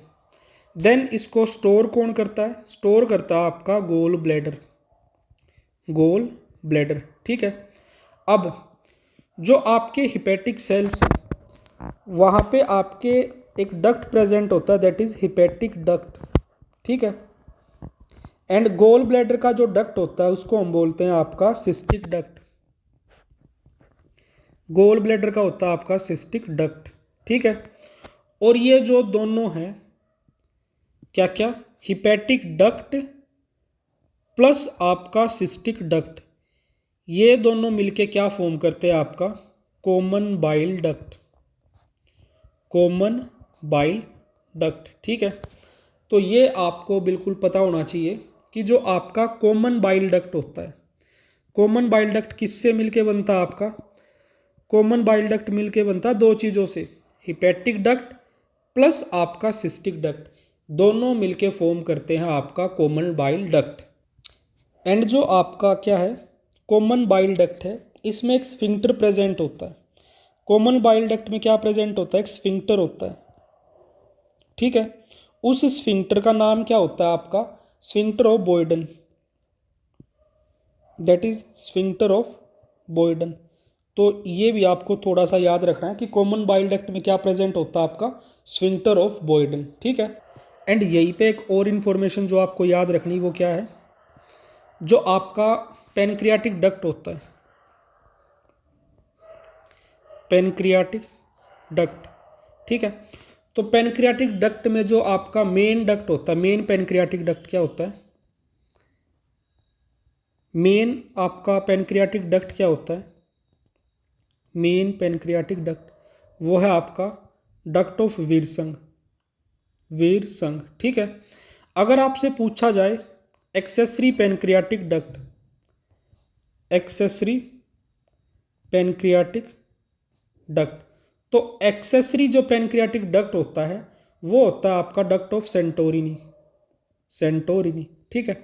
देखो ये जो इन्फॉर्मेशन ये एनसीईआरटी में नहीं है, बट एक दो पीवाईक्यूज मैंने इससे रिलेटेड देखे हैं। जो मेन पेनक्रियाटिक डक्ट है वो आपका डक्ट ऑफ विल्सन, और जो एसेसरी पेनक्रियाटिक डक्ट है वो है आपका डक्ट ऑफ सेंटोरिनी। तो इसीलिए मुझे लगा कि ये इन्फॉर्मेशन आपको बतानी इंपॉर्टेंट है, क्योंकि अगर पहले क्वेश्चन आ सकता तो देर आर चांसेस कि दोबारा से आपका यहाँ से क्वेश्चन पूछ लिया जाए, ठीक है। अब यहाँ पे थोड़ा सा आपको पेनक्रियाज के बारे में एक चीज़ और याद रखनी है, जो आपका क्या होता है पेनक्रियाज होता है। वैसे जो ये पार्ट है इसका पेनक्रियाज का हार्मोनल जो पार्ट है वो हम डिटेल में आपका हार्मोन वाले चैप्टर में भी करेंगे, तो इसीलिए यहाँ पे मैं आपको सिर्फ बेसिक इन्फॉर्मेशन दूंगा इसके बारे में। तो एक तो चीज़ याद रखना, जो आपका पेनक्रियाज है ये कैसी ग्लैंड है, it is holocrine gland, holocrine gland है, यानी कि it is endocrine as well as exocrine in nature. Holocrine gland है यानी कि इसमें दो पार्ट है, एक तो एक्सोक्राइन पार्ट एंड दूसरा है आपका एंडोक्राइन पार्ट, ठीक है। अब देखो जो पेनक्रियाज का एक्सोक्राइन पार्ट है वो रिलीज करता है आपका एल्कलाइन पेनक्रियाटिक जूस, क्या एल्कलाइन पेनक्रियाटिक जूस, ठीक है, प्लस आपके एंजाइम्स। और जो आपका एंडोक्राइन पार्ट है वो रिलीज करता है आपके हॉर्मोन्स, ठीक है। तो याद रखना जो आपका पेनक्रियाज है एक तो वो होलोक्राइन ग्लैंड है, कैसी ग्लैंड है होलोक्राइन ग्लैंड है, यानी कि एंडोक्राइन भी और एक्सोक्राइन भी। अब जो पेनक्रियाज का एक्सोक्राइन पार्ट है वो रिलीज करता है पेनक्रियाटिक जूस प्लस एंजाइम्स, और जो एंडोक्राइन पार्ट है वो आपका हॉर्मोन्स। अब कौन से हॉर्मोन्स है, उन हॉर्मोन्स के फंक्शन क्या है वो हम आपका जो एंडोक्राइनोलॉजी वाला पार्ट है जो आपका केमिकल कंट्रोल एंड कोऑर्डिनेशन है वहाँ पे डिटेल में देखेंगे, यहाँ पे सिर्फ बेसिक। अब पेनक्रियाज के बाद थोड़ा सा हम लीवर के बारे में और थोड़ी सी इंफॉर्मेशन देखेंगे, बहुत ज़्यादा डिटेल में नहीं जाएंगे। तो नेक्स्ट इज योर लीवर। तो देखो भाई लीवर के बारे में, जो आपकी लीवर है it is the largest internal organ. Liver क्या है, लार्जेस्ट इंटरनल, लीवर है आपकी लार्जेस्ट इंटरनल ऑर्गन। ठीक है, अगर लार्जेस्ट ऑर्गन पूछे तो स्किन है, लार्जेस्ट इंटरनल ऑर्गन पूछे तो आपकी लीवर है। ठीक है, अब जो आपकी लीवर होती है, आपकी लीवर के साथ कुछ आपके मैक्रोफाज अटैच्ड होते हैं जिनको हम बोलते हैं आपका कफर सेल्स। तो लीवर में क्या मिलते हैं आपके? मैक्रोफाजिज ऑफ लीवर, मैक्रोफाजिज ऑफ लीवर क्या होते हैं आपके? Kupffer cells. ठीक है, देन आपको लीवर के बारे में ये भी याद रखना है कि जो आपकी लीवर होती है इसकी एक प्रोटेक्टिव कवरिंग प्रेजेंट होती है जिसको हम बोलते हैं आपका ग्लिसन्स कैप्सूल। क्या? Glisson's capsule. ये क्या है आपकी? Protective covering of liver, protective covering of liver. ठीक है, तो ये आपको लीवर के बारे में याद रखना है कि लार्जेस्ट इंटरनल ऑर्गन है, कफर सेल्स होते हैं, इसमें ग्लिसन्स कैप्सूल होता है। अगर आपसे बात की जाए लीवर के रिगार्डिंग कि लीवर के बारे में और क्या इंपॉर्टेंट चीज़ें, देखो जो आपकी लीवर है इसको हम बोलते हैं आपका second blood bank of body. अगर फर्स्ट ब्लड बैंक की बात की जाए तो आपका स्प्लीन होता है, तो इसको लिख सकते हैं हम आपका blood bank of body, blood bank of body. ठीक है, अब इस ब्लड बैंक में अगर पूछा जाए आपका first blood bank is your spleen. ठीक है, और पूछा जाए आपसे second blood bank is your liver, second blood bank, तो सेकंड ब्लड बैंक क्या है? आपकी लीवर है। एंड लीवर के बारे में एक और चीज़ याद रखना, liver has the highest regenerative power. ठीक है, लीवर क्या आपकी? Highest regenerative power. लीवर में क्या आपकी? Highest regenerative power, highest regenerative power. ठीक है, देन अगर पूछा जाए लीवर के और इंपॉर्टेंट फंक्शंस क्या हैं, तो next is your detoxification of blood, detoxification of blood. ठीक है, एंड लीवर के बारे में एक चीज़ और याद रखना, it is the secondary destroyer of your RBC. ठीक है, ये स्प्लीन क्या है आपका? प्राइमरी डिस्ट्रॉयर है, प्राइमरी आरबीसी डिस्ट्रॉयर, और जो लीवर है आपकी it is secondary RBC destroyer. ठीक है, यानी कि जहाँ पे जाके आरबीसी आपकी डिग्रेड होती है। फर्स्ट है आपकी स्प्लीन, सेकंड है आपकी लीवर। ठीक है, तो ये आपको याद रखना है। देन डिटॉक्सिफिकेशन ऑफ ब्लड के बाद नेक्स्ट है आपकी जो liver, it is responsible for storage of fats and fat soluble vitamins, fat soluble vitamins. और फैट सोल्यूबल विटामिन्स हम शुरू में ही देख चुके, अडीक ADE के। ठीक है, तो ये इतनी चीज़ें आपको याद रखनी है। एंड आपकी लीवर कुछ आपके प्रोटीन्स भी प्रोड्यूस करती है। क्या करती है?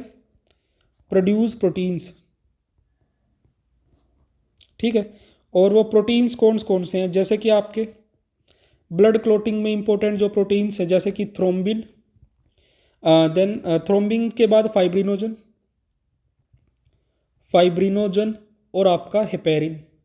ठीक है, यह आपके कुछ प्रोटीन्स है जो कि आपकी लीवर आपकी प्रोड्यूस करती है। बाकी ब्लड को स्टोर करके रखती है, ये भी आपको पता है। एंड लीवर का एक और इम्पोर्टेंट जो रोल आता है वो क्या है आपका? D amination of amino acids. ठीक है, यानी कि जो आपकी लीवर है, लीवर में क्या होती है आपकी? लीवर में चलती है आपकी यूरिया साइकिल। ठीक है, तो ये चीज़ आपको याद रखनी, लीवर में क्या होती है आपकी? यूरिया साइकिल भी आपकी चलती है। ठीक है, यूरिया का फॉर्मेशन होता है जिसको हम क्या बोलते हैं आपका? Ornithine cycle, ornithine cycle. ठीक है, तो ये चीज़ें आपको यहाँ पे याद रखनी है आपकी लीवर के रिगार्डिंग। तो लीवर भी हमारा हो गया। ठीक है, एंड आपका पेनक्रियाज भी हो गया। पेनक्रियाज में हॉर्मोन्स, वैसे चलो ऐसा करते, चलो रफ आइडिया मैं आपको दे ही देता हूँ थोड़ा सा यहाँ पे। देखो, जो आपका पेनक्रियाज है, पेनक्रियाज में एंडोक्राइन पार्ट में क्या प्रेजेंट होते हैं आपके, आइलेट्स ऑफ लैंगरहैंस होते हैं। क्या होते हैं? Islets of Langerhans. ठीक है, आइलेट्स ऑफ लैंगरहैंस। अब उन आइलेट्स ऑफ लैंगरहैंस में क्या होते हैं आपके, अलग अलग आपके सेल्स प्रेजेंट होते हैं। जैसे कि आपका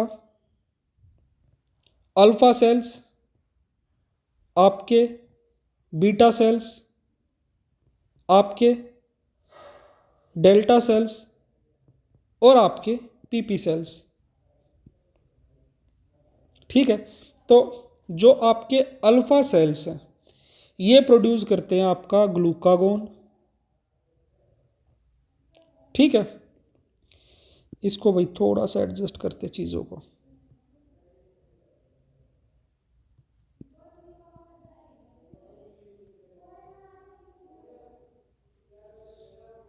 तो अल्फा सेल्स ग्लूकागोन प्रोड्यूस करेंगे, बीटा सेल्स आपका प्रोड्यूस करेंगे इंसुलिन।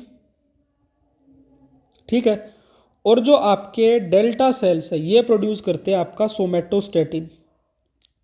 सोमेटोस्टेटिन, सोमेटोस्टेटिन होता है आपका ग्रोथ इनहिबिटरी हार्मोन। ठीक है, दैट इज क्या है ये आपका growth inhibitory, growth inhibitory hormone. ठीक है, यह है आपका ग्रोथ इनहिबिटरी हार्मोन। देन आपके पीपी सेल्स प्रोड्यूस करते हैं pancreatic polypeptide. This is your pancreatic polypeptide, polypeptide. ठीक है, तो ये चीज़ें आपको याद रखनी है। अब देखो, जो आपका सोमेटोस्टेटिन ये क्या करता है, आपका ग्लूकागोन और इंसुलिन को इनहिबिट करता है, दोनों को। ठीक है, और जो आपका पेनक्रियाटिक पॉलीपेप्टाइड है ये इनहिबिट करता है रिलीज ऑफ पेनक्रियाटिक जूस। तो इसको देखो, पेनक्रियाटिक, एक सेकंड भाई, जो आपका पेनक्रियाटिक पॉलीपेप्टाइड है किसको इनहिबिट करता है, पेनक्रियाटिक जूस को, इनहिबिट्स पेनक्रियाटिक जूस। और जो आपका सोमेटोस्टेटिन है, दूसरा कलर को यूज करते हैं, जो आपका सोमेटोस्टेटिन है ये इनहिबिट करता है इन दोनों को।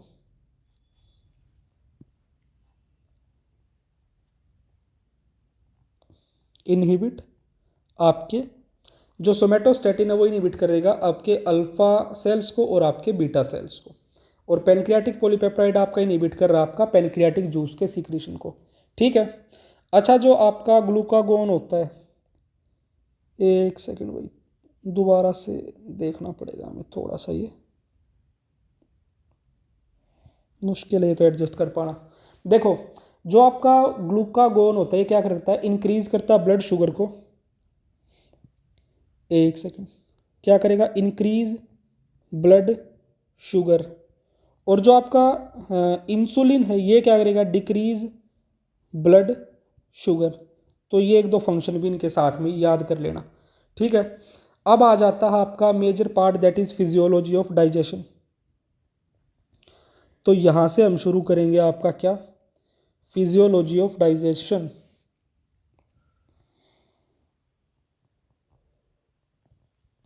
Physiology of digestion.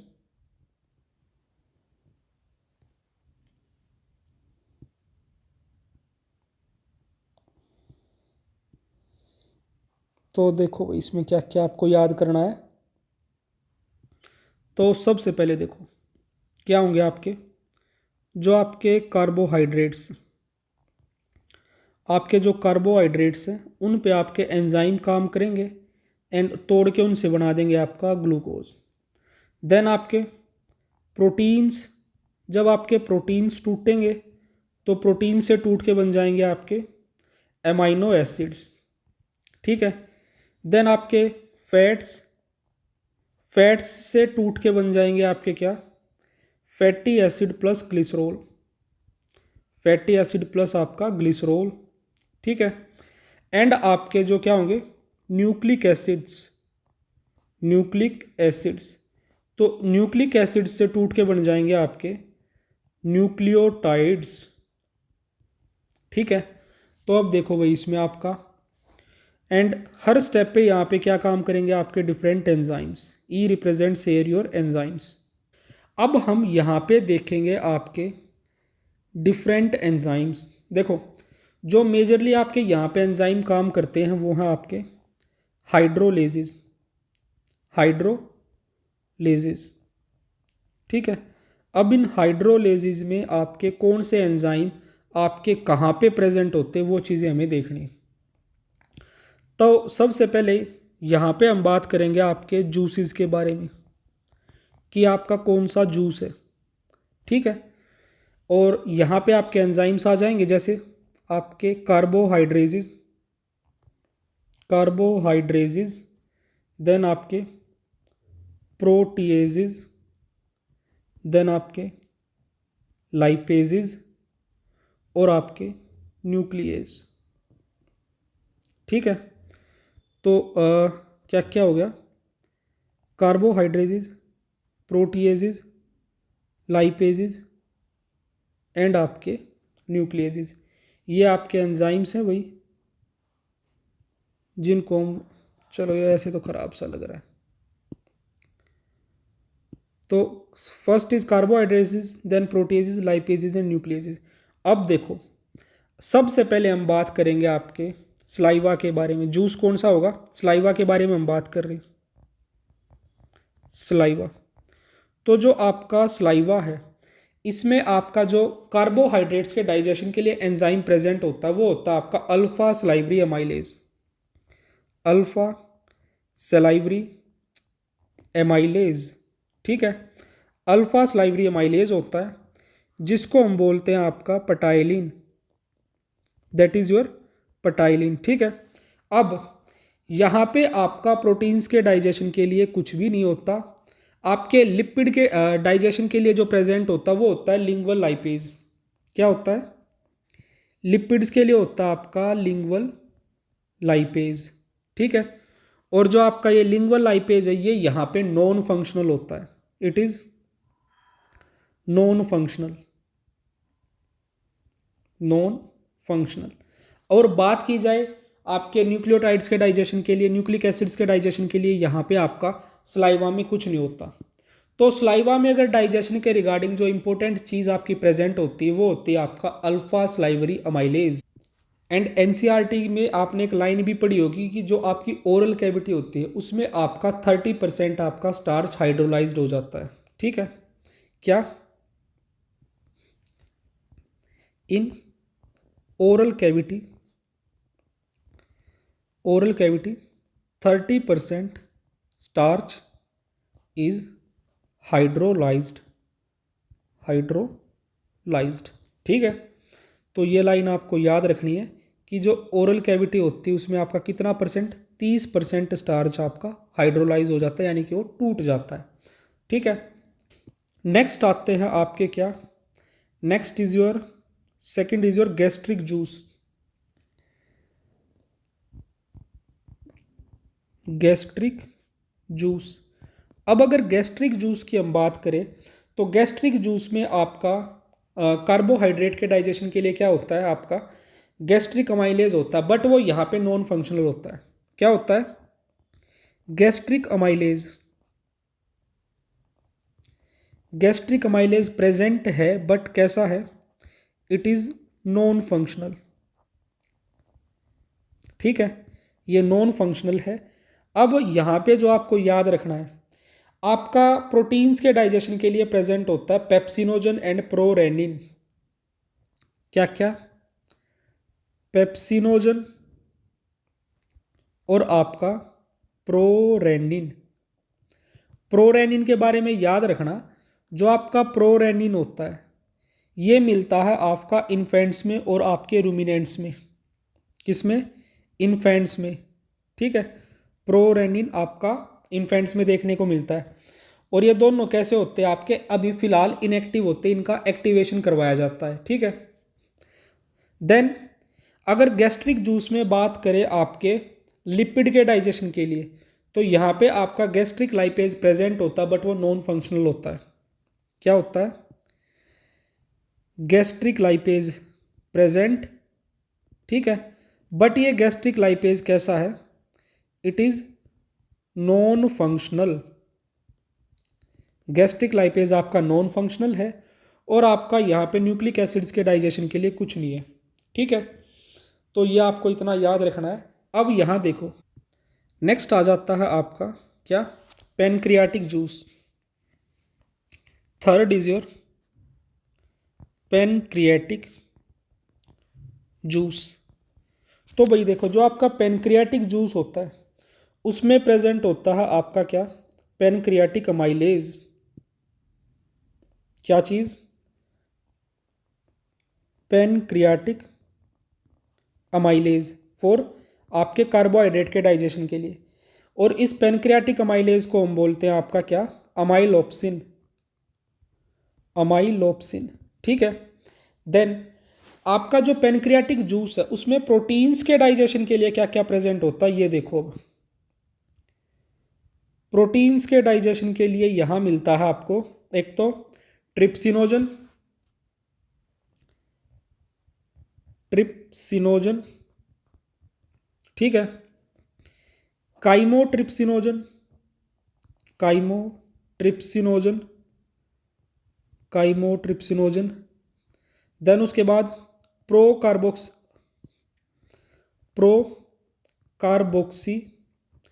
Peptidase, procarboxy peptidase आपका अमाइलेज तो हम ऑलरेडी देख चुके हैं, ठीक है।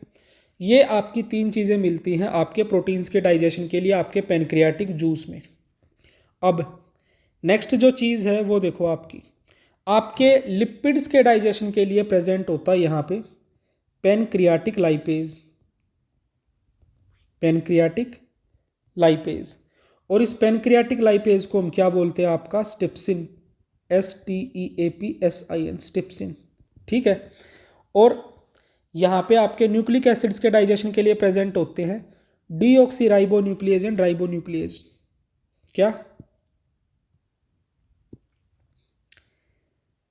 डीऑक्सी राइबो न्यूक्लियेज और दूसरा है आपका राइबो न्यूक्लियेज, ठीक है। सो गाइज, आई होप यहाँ तक जितनी चीज़ें आपको बताई गई हैं वो सारी की सारी क्लियर हो गई होगी, ठीक है।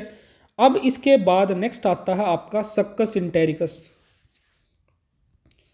नेक्स्ट क्या है आपका? एक सेकेंड भाई,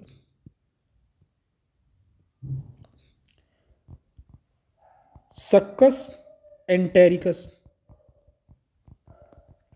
ठीक है। तो जो आपका सक्कस एंटेरिकस यानी कि जो आपकी स्मॉल इंटेस्टाइन में जो भी आपके डाइजेस्टिव जूसेस होते हैं, और जो आपका सक्कस एंटेरिकस ये रिचेस्ट जूस है। एंटेरिकस है आपका intestinal juice, intestinal juice, and ये आपका सबसे रिचेस्ट जूस है इनके मतलब अगर एंजाइम्स वगैरह को देखें तो, ठीक है। अब जो आपका सक्कस एंटेरिकस है इसमें अगर हम देखें आपका कार्बोहाइड्रेट डाइजेशन के लिए क्या प्रेजेंट है? माल्टेज, आपका isomaltase, isomaltase, then alpha dextrinase, alpha dextrinase, sucrase and आपका लैक्टेज, ठीक है। तो ये चीज़ें प्रेजेंट है आपकी कार्बोहाइड्रेट डाइजेशन के लिए। फिर अगर बात की जाए नेक्स्ट क्या है, पहले कार्बोहाइड्रेट देन आपके प्रोटीन्स। प्रोटीन के डाइजेशन के लिए यहाँ आपका क्या क्या प्रेजेंट है वो हम देखते हैं। सबसे पहले आपका एंटेरोकाइनेज, एंटेरोकाइनेज, देन आपका amino peptidase, amino peptidase, protease and आपका डाईपेप्टिडेज, डाईपेप्टिडेज, ठीक है। अब देखो, जो आपका अमाइनो पेप्टिडेज, प्रोटीएज और डाईपेप्टिडेज है ये मिलके फॉर्म करते हैं आपका इरेप्सिन। इरेप्सिन क्या है आपका? It is the protein digesting protein digesting enzymes of succus entericus. Protein digesting enzymes of succus entericus. Succus entericus, ठीक है। देन नेक्स्ट अगर बात की जाए आपकी कार्बोहाइड्रेट डाइजेशन के लिए देख लिया, प्रोटीन डाइजेशन के देख लिया। अब लिपिड डाइजेशन के लिए यहाँ क्या प्रेजेंट है आपका? लिपिड्स के लिए प्रेजेंट है आपका इंटेस्टाइनल लाइपेज। इंटेस्टाइनल लाइपेज, ठीक है। एंड देन उसके बाद आपका न्यूक्लिक एसिड्स के लिए यहाँ प्रेजेंट है आपके न्यूक्लियोटाइडेज एंड आपका न्यूक्लियोटाइडेज एंड न्यूक्लियोसाइडेज, ये प्रेजेंट है आपके न्यूक्लिक एसिड्स के डाइजेशन के लिए। सो गाइज आई होप यहाँ पे आपको जितनी भी चीज़ें बताई गई हैं आपको समझ आ गई होंगी। जस्ट ए सेकेंड भाई, थोड़ा सा इस टेबल को अच्छे से हम सेपरेट कर देते हैं,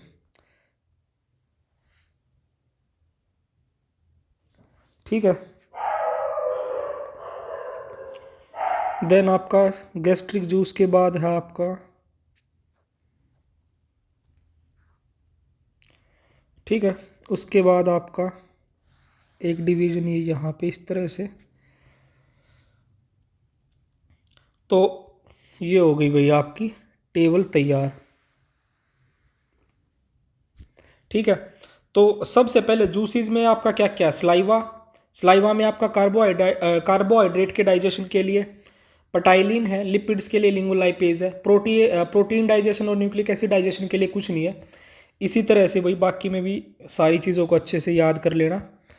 एक लाइन यहाँ भी मैं लगा देता हूँ ताकि टेबल आपको अच्छे से क्लियर कट समझ में आ जाए, ठीक है, कहाँ से ये डिवाइडेड है आपकी।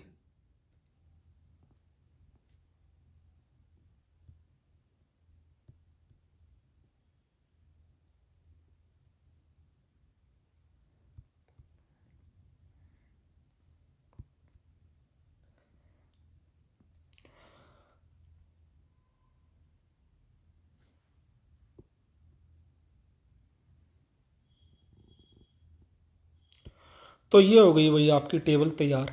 अब इसमें मैं आपको कुछ और इम्पोर्टेंट चीज़ें बताऊंगा जो कि आपको एज इट इज़ याद रखनी है।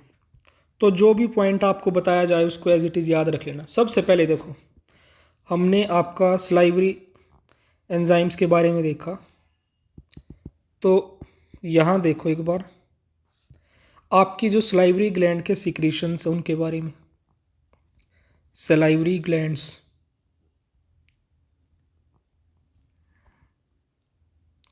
तो देखो भाई जो आपकी सलाइवरी ग्लैंड्स है वो करवाती है आपका डाइजेशन ऑफ कॉम्प्लेक्स कार्बोहाइड्रेट्स। क्या? Digestion of complex carbohydrates.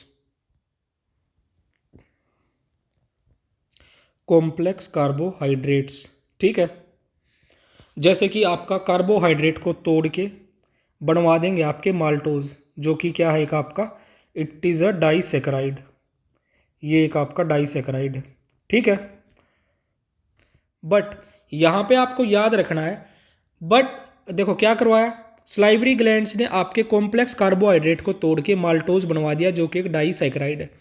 But आपकी सलाइवरी जो ग्लैंड्स के सिक्रीशंस है वो इस माल्टोज को नहीं तोड़वा सकते। No digestion of disaccharides, but no digestion of disaccharides,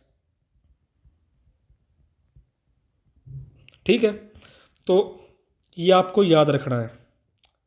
अब उसी के बाद देखो फिर क्या है, फिर जो आपका स्टमक है, ठीक है, स्टमक में क्या होगा, आपकी एसिडिक पीएच होगी। स्टमक में प्रेजेंट होगी आपकी एसिडिक पीएच। जो ये एसिडिक पीएच होगी आपके स्टमक की, ये क्या करवाती है, ये आपका एक्टिवेट करवाएंगे आपके पेप्सिनोजन को पेप्सिन में। पेप्सिनोजन, ठीक है। पेप्सिनोजन से क्या बनवाएंगे आपका पेप्सिन। क्या चीज़, आपके स्टमक की जो एसिडिक पीएच है वो इनएक्टिव पेप्सिनोजन को एक्टिव पेप्सिन फॉर्म में कन्वर्ट करवाएंगे, ठीक है। एक आपको ये याद रखना, ये एसिडिक पीएच आपकी। देन यहीं पे देखो एक चीज़ पता चल गई पेप्सिनोजन कैसे एक्टिवेट होता है। देन नेक्स्ट आपका ट्रिप्सिनोजन। ट्रिप्सिनोजन, जो ये आपका ट्रिप्सिनोजन है ये भी कैसा होता है, इनएक्टिव होता है। तो इसको भी इनएक्टिव फॉर्म को एक्टिव फॉर्म मतलब एक्टिव करवाया जाता है। तो ट्रिप्सिनोजन को एक्टिव कौन करवाएगा, आपका एंटेरोकाइनेज। क्या चीज़, enterokinase in small intestine. Enterokinase in small intestine, ये आपके ट्रिप्सिनोजन को कन्वर्ट करवाएगा ट्रिप्सिन में, that is active form. Trypsin जो कि क्या है आपकी एक्टिवेटेड फॉर्म है, ठीक है, एक्टिवेटेड फॉर्म है। तो ये आपको याद रखना है कि एंटेरोकाइनेज आपका आपके ट्रिप्सिनोजन को एक्टिवेट करवाता है। ये इंपॉर्टेंट है, बिल्कुल दिमाग में फिट करके रखना है इस चीज़ को। और अब जो आपको पता होगा एंटेरोकाइनेज है वो आपका कहाँ प्रेजेंट होता है, आपकी स्मॉल इंटेस्टाइन में प्रेजेंट होता है। तो इसी रीजन की वजह से जो आपका क्या होता है ट्रिप्सिन होता है, सॉरी ट्रिप्सिनोजन होता है, it is poured into duodenum. It is poured into duodenum, इसको डिओडेनम में डाला जाएगा। और डिओडेनम आपकी स्मॉल इंटेस्टाइन का पार्ट है जहाँ पे आपका एंटेरोकाइनेज प्रेजेंट होगा, और वो एंटेरोकाइनेज आपके इनएक्टिव ट्रिप्सिनोजन को एक्टिव ट्रिप्सिन फॉर्म में कन्वर्ट कर देगा। तो ये आपको याद रखना है। अच्छा, एक PYQs में देखोगे इस तरह भी क्वेश्चन पूछा जाता है कि वो आपका वो कौन सा एंजाइम है जो आपके प्रोटीन्स का डाइजेशन शुरू करवाता है। तो यहाँ पे याद रखना है आपको क्या, pepsin. Pepsin initiates protein digestion. Protein, देखो प्रोटीन डाइजेशन के लिए आपके और भी एंजाइम्स अवेलेबल है, बट अगर पूछा जाए इनिशिएट कौन करवाता है तो पेप्सिन इनिशिएट प्रोटीन डाइजेशन। जो आपका पेप्सिन है वो प्रोटीन डाइजेशन को शुरू करवाता है। ये आपको अच्छे से याद रखना है बिल्कुल। अब इसके बाद एक दो छोटी मोटी पॉइंट्स की इंफॉर्मेशन और है जो कि आपको याद रखनी है। अब देखो जो आपके क्या है, अगर बात करें आपके बाइल जूस की, बाइल जूस के बारे में वैसे तो हम देख चुके हैं। सिंथेसाइज कौन करता है, आपके लीवर सेल्स करते हैं, स्टोर करके कौन रखता है, आपका गोल ब्लैडर। तो जो आपका बाइल जूस होता है इसमें मिलते हैं बाइल पिगमेंट्स। क्या मिलते हैं, बाइल पिगमेंट्स। अब वो बाइल पिगमेंट्स कौन कौन से, वो देखो बाइल पिगमेंट्स आपके बिलीरुबिन एंड दूसरा आपका बिलीवर्डिन। ये है आपके बाइल पिगमेंट्स जो कि आपके बाइल जूस में मिलते हैं, बिलीरुबिन एंड बिलीवर्डिन। उसके अलावा जो आपका बाइल जूस होता है उसमें मिलते हैं आपके बाइल सॉल्ट्स, ठीक है। देन आपका कोलेस्ट्रोल, आपके फोस्फोलिपिड्स, ठीक है। बट एक चीज़ याद रखना, आपके बाइल जूस में कोई एंजाइम्स नहीं मिलते। Just a second, no enzymes found in bile juice, ठीक है। तो ये आपको बिल्कुल दिमाग में फिट रखना है, बाइल जूस में आपके कोई भी एंजाइम्स नहीं मिलते हैं। एंड इसी के अलावा वही और आपको क्या याद रखना है, जस्ट ए सेकेंड, इस पार्ट को थोड़ा सा रिसाइज कर देते हैं। तो ये हो गया आपका बाइल जूस के बारे में। उसी के साथ साथ आपको याद रखना है कि जो आपका स्टमक होता है, स्टमक में कोई भी आपका सिग्निफिकेंट कार्बोहाइड्रेट का डाइजेशन टेक प्लेस नहीं करता। No significant carbohydrate digestion take place, directly लिख सकते हैं, नो सिग्निफिकेंट कार्बोहाइड्रेट डाइजेशन इन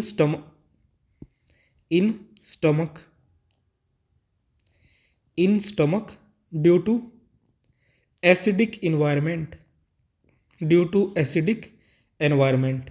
ठीक है, एसिडिक इन्वायरमेंट की वजह से आपके स्टमक में कार्बोहाइड्रेट का कोई सिग्निफिकेंट डाइजेशन नहीं होता। एंड यहीं पे एक चीज़ और आपको याद रखनी है, जो आपके न्यूक्लियेसिस होते हैं, आपके सक्कस एंटेरिकस में न्यूक्लियेसिस एब्सेंट होते हैं, बट आपके पेनक्रियाटिक जूस में आपके न्यूक्लियेसिस प्रेजेंट होते हैं। ठीक है, किसमें?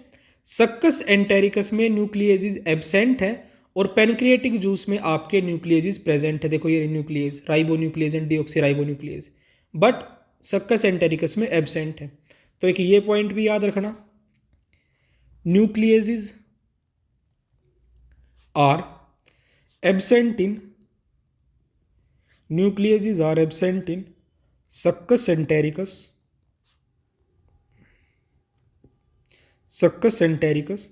but present in pancreatic juice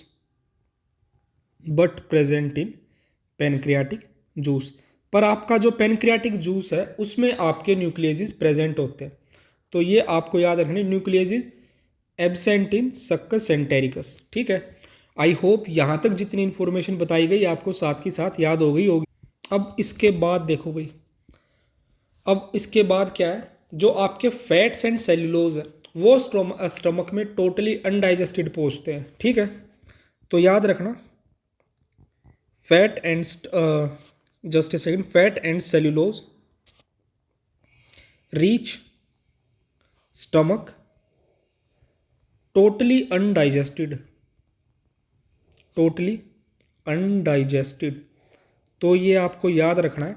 and यहीं पे एक और इम्पोर्टेंट क्वेश्चन है, पॉइंट है, वो देखो, जो आपकी गैलेक्टोज होती है, galactose is the most rapidly transported monosaccharide. Galactose is the most rapidly transported monosaccharide. ठीक है, एक ये आपको बिल्कुल अच्छे से अपने दिमाग में फिट करके रखना, याद रख लेना। क्या चीज़? गैलेक्टोज आपकी वो मोनोसेकेराइड है जो कि सबसे फास्टली रैपिडली आपकी ट्रांसपोर्ट की जाती है। अब देखो आपकी क्या, हमने देखा था स्मॉल इंटेस्टाइन के बारे में, तो स्मॉल इंटेस्टाइन के बारे में एक छोटी सी चीज़ और देखो, इसके 3 पार्ट हम देख चुके हैं। ड्यूोडेनम जो आपका सी शेप पार्ट होता है जो कि स्टमक से आगे कंटिन्यू होता है, देन आपका jejunum, duodenum, jejunum and ileum आपका। अब इसमें देखना, जो आपका ड्यूोडेनम होता है इसमें आपका ब्रेकडाउन होता है आपके कंपोनेंट्स का, और जो आपका जेजुनम और इलियम है it is concerned with your absorption. ठीक है, तो एब्जॉर्प्शन होता है आपका जेजुनम और इलियम के साथ। सो गाइज आई होप यहाँ तक आपको समझ आ गया होगा। एंड एनसीईआरटी में एक छोटी सी चीज़ आपकी और मेंशन कर रखी कंट्रोल को लेके, जो आपका डाइजेस्टिव सिस्टम है उसके कंट्रोल को लेके आपकी 2 लाइन दे रखी है एनसीईआरटी में, वो ध्यान से देखना। अगर हम बात करें आपका कंट्रोल किस चीज़ का, secretion of digestive juices, secretion of digestive juices. अगर आपके डाइजेस्टिव जूसेस के सीक्रेशन की हम बात करें तो ये होता है आपका under local hormones, under the control of local hormones. कैसा कंट्रोल होता है इनका? एक सेकेंड भाई, जस्ट ए सेकेंड। तो डाइजेस्टिव जूसेस के सीक्रेशन की अगर कंट्रोल की हम बात करें तो कंट्रोल कैसा होगा आपका? लोकल हॉर्मोन्स कंट्रोल करेंगे। ठीक है, लोकल हॉर्मोन्स। वहीं पे अगर बात की जाए आपकी किस चीज़ की कंट्रोल की, मस्कुलर एक्टिविटीज़ का कंट्रोल, मस्कुलर एक्टिविटीज़। तो जो आपकी मस्कुलर एक्टिविटीज़ है these are controlled by your local hormones plus आपका सीएनएस। आपका सीएनएस और आपके लोकल हॉर्मोन्स आपकी मस्कुलर एक्टिविटीज़ को कंट्रोल करते हैं। ठीक है, तो बिल्कुल ये आपको याद रखना है। डाइजेस्टिव जूसेस का सिक्रेशन आपका कंट्रोल में होता है आपके लोकल हॉर्मोन्स के, और मस्कुलर एक्टिविटीज़ आपकी अंडर कंट्रोल होती हैं आपकी local plus CNS. Now next अब आ जाता है आपका ट्रांसपोर्ट के रिगार्डिंग, जो आपके कंपोनेंट्स हैं टूटने के बाद उनका ट्रांसपोर्ट किस तरह से होता है।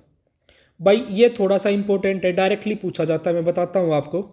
सबसे पहले देखो, सिंपल डिफ्यूजन अगर पूछा जाए, आपके कौन से मॉलिक्यूल्स है जिनका सिंपल डिफ्यूजन होता है, तो देखो जो आपके मोनोसेक्राइड्स है, मोनोसेक्राइड्स, ठीक है, जैसे कि आपके क्या मोनोसेक्राइड में जैसे कि आपका ग्लूकोज, इसका क्या होता है आपका सिंपल डिफ्यूजन।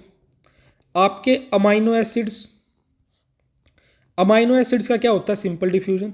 प्लस आपके इलेक्ट्रोलाइट, इलेक्ट्रोलाइट जैसे कि आपका Cl नेगेटिव क्लोरीन, इन सब चीज़ों का क्या होता है आपका सिंपल डिफ्यूजन होता है। फिर यहीं पे नेक्स्ट चीज़ अगर पूछा जाए आपका फैसिलिटेटेड डिफ्यूजन, फैसिलिटेटेड ट्रांसपोर्ट, अगर फैसिलिटेटेड ट्रांसपोर्ट की बात करें तो जो आपका फैसिलिटेटेड ट्रांसपोर्ट होता है it is mediated by carrier ion Na positive, carrier ion Na positive आपकी इन्वॉल्व होती है किसमें, आपके फैसिलिटेटेड ट्रांसपोर्ट में। ठीक है, पहले देखा सिंपल डिफ्यूजन, देन अब हम देख रहे हैं आपका फैसिलिटेटेड ट्रांसपोर्ट। अब इसमें एग्जांपल आपको लिखने क्या क्या, फ्रुक्टोज और आपके अमाइनो एसिड्स, अमाइनो एसिड्स, इनका क्या होता है आपका फैसिलिटेटेड ट्रांसपोर्ट होता है। नेक्स्ट अगर आपसे पूछ लिया जाए एक्टिव ट्रांसपोर्ट, एक्टिव ट्रांसपोर्ट, तो एक्टिव ट्रांसपोर्ट भैया आपका किन चीज़ों का होता है वो देखो, डायरेक्ट क्वेश्चन इसी तरह से आते हैं कि एक्टिव ट्रांसपोर्ट का आपको एग्जांपल पता है तो आप आराम से आंसर लगा दोगे। एक्टिव ट्रांसपोर्ट में याद रखना आपका कार्बोहाइड्रेट्स का, ठीक है, जैसे कि आपकी एक सेकेंड, जैसे आपका ग्लूकोज, ठीक है, उसके बाद आपके इलेक्ट्रोलाइट्स, इलेक्ट्रोलाइट्स जैसे कि आपका Na पॉजिटिव, एंड आपके अमाइनो एसिड्स, अमाइनो एसिड्स, इन चीज़ों का क्या होता है आपका एक्टिव ट्रांसपोर्ट होता है। ठीक है, तो ये बिल्कुल आपको अच्छे से अपने दिमाग में बिठा के रख लेना जो भी चीज़ें इस पेज पे आपको बताई गई हैं। तो डाइजेशन वाला पार्ट भाई हमारा यहाँ तक कंप्लीट होता है। Now we will be moving towards your absorption. तो एब्जॉर्प्शन किस तरह से होता है वो देखो, नेक्स्ट इज योर एब्जॉर्प्शन।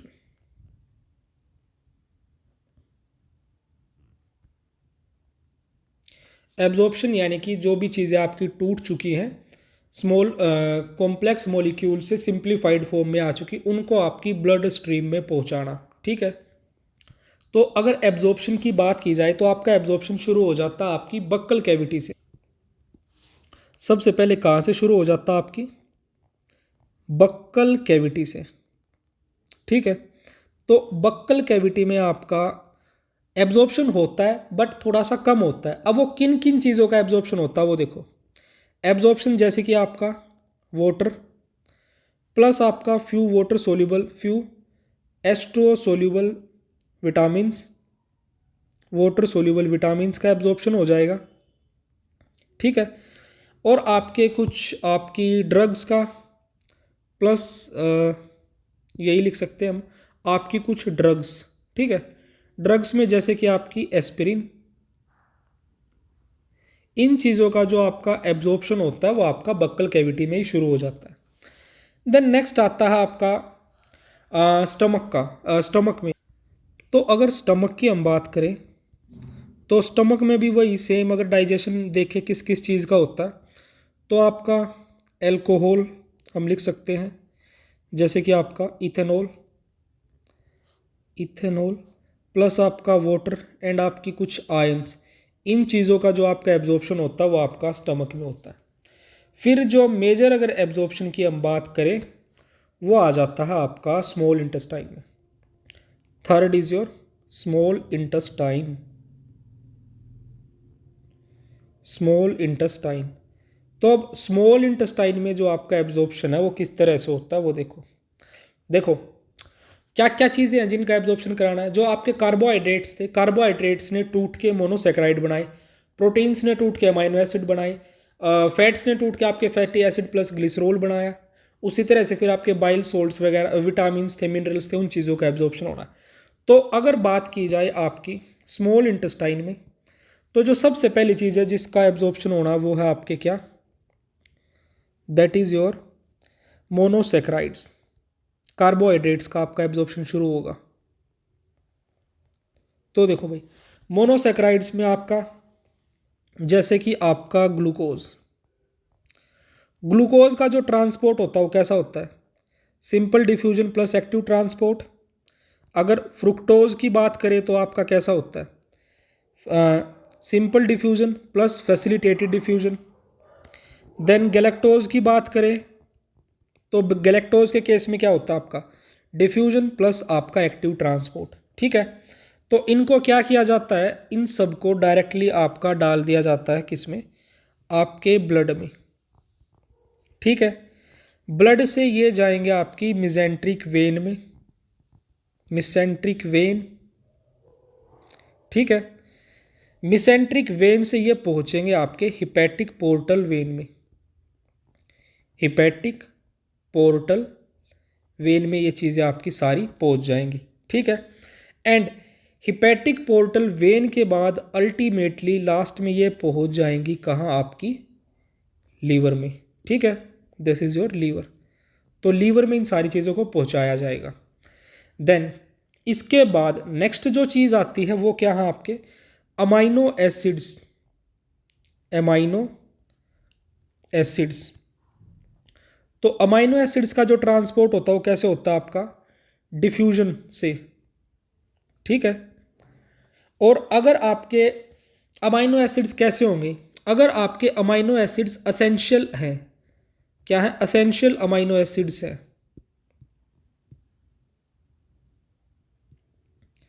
तो असेंशियल अमाइनो एसिड्स का ट्रांसपोर्ट कैसे होता है, बाय एक्टिव, एक्टिव ट्रांसपोर्ट होगा इनका।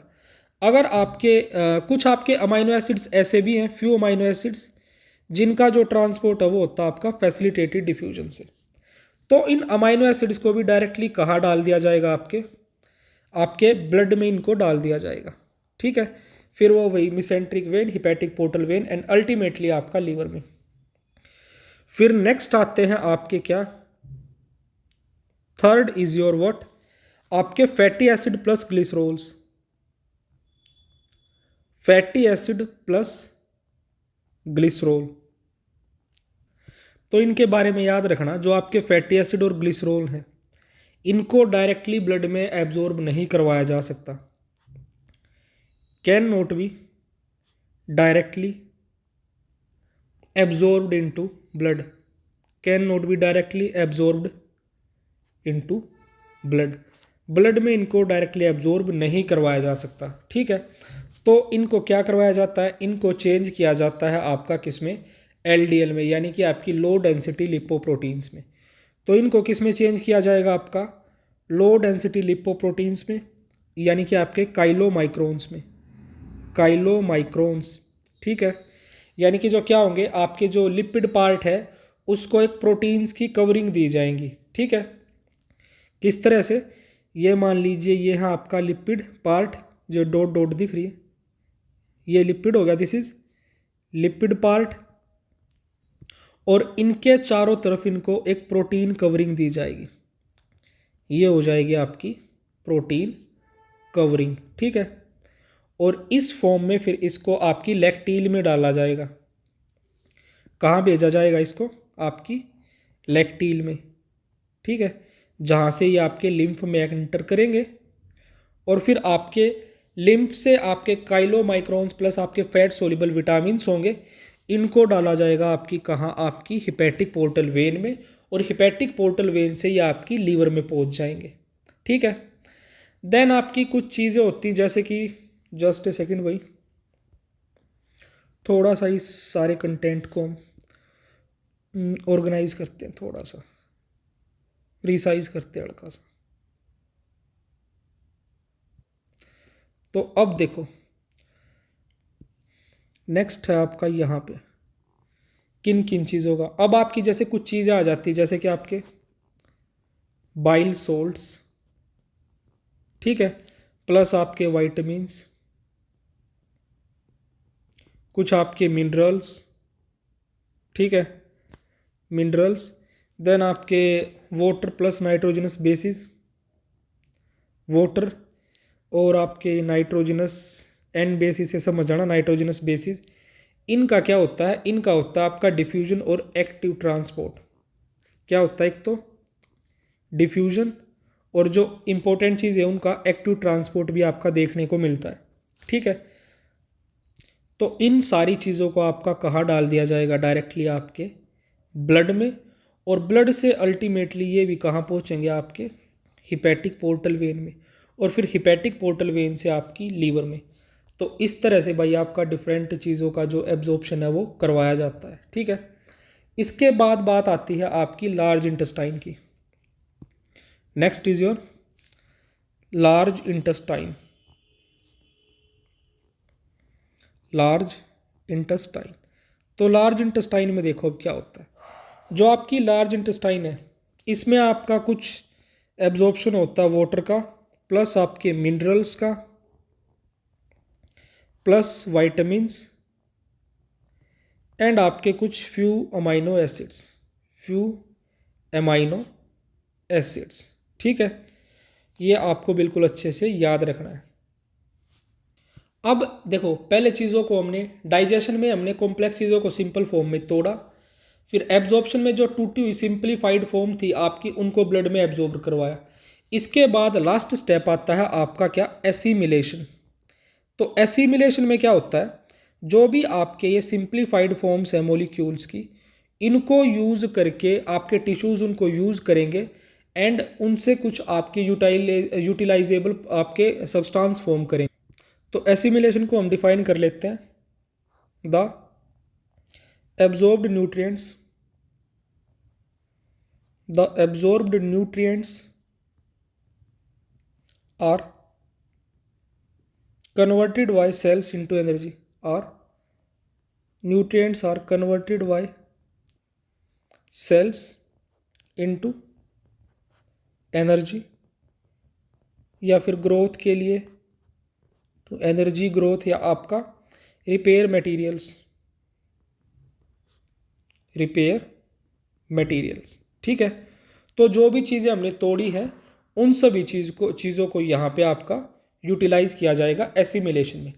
तो भाई यहाँ पर आपका जो मोस्ट ऑफ द चैप्टर है वो कंप्लीट हो गया, बट यहीं पे ना एक दो छोटी मोटी चीज़ें रहती है। वो देखो, सबसे पहले एक इसमें आपका डिजीज़ वाला पार्ट आता है, एक तो वो देखेंगे, बट डिजीज़ वाले पार्ट से पहले एक चीज़ मैं आपको और बताऊँगा। वो देखो, सबसे पहले जस्ट ए सेकेंड, कुछ आपके हॉर्मोन्स आपको देखने हैं, हॉर्मोन्स, ठीक है, और उन हॉर्मोन्स की एक्शन क्या होगा। तो देखो, फर्स्ट जो हार्मोन है वो है आपका गैस्ट्रीन, ठीक है।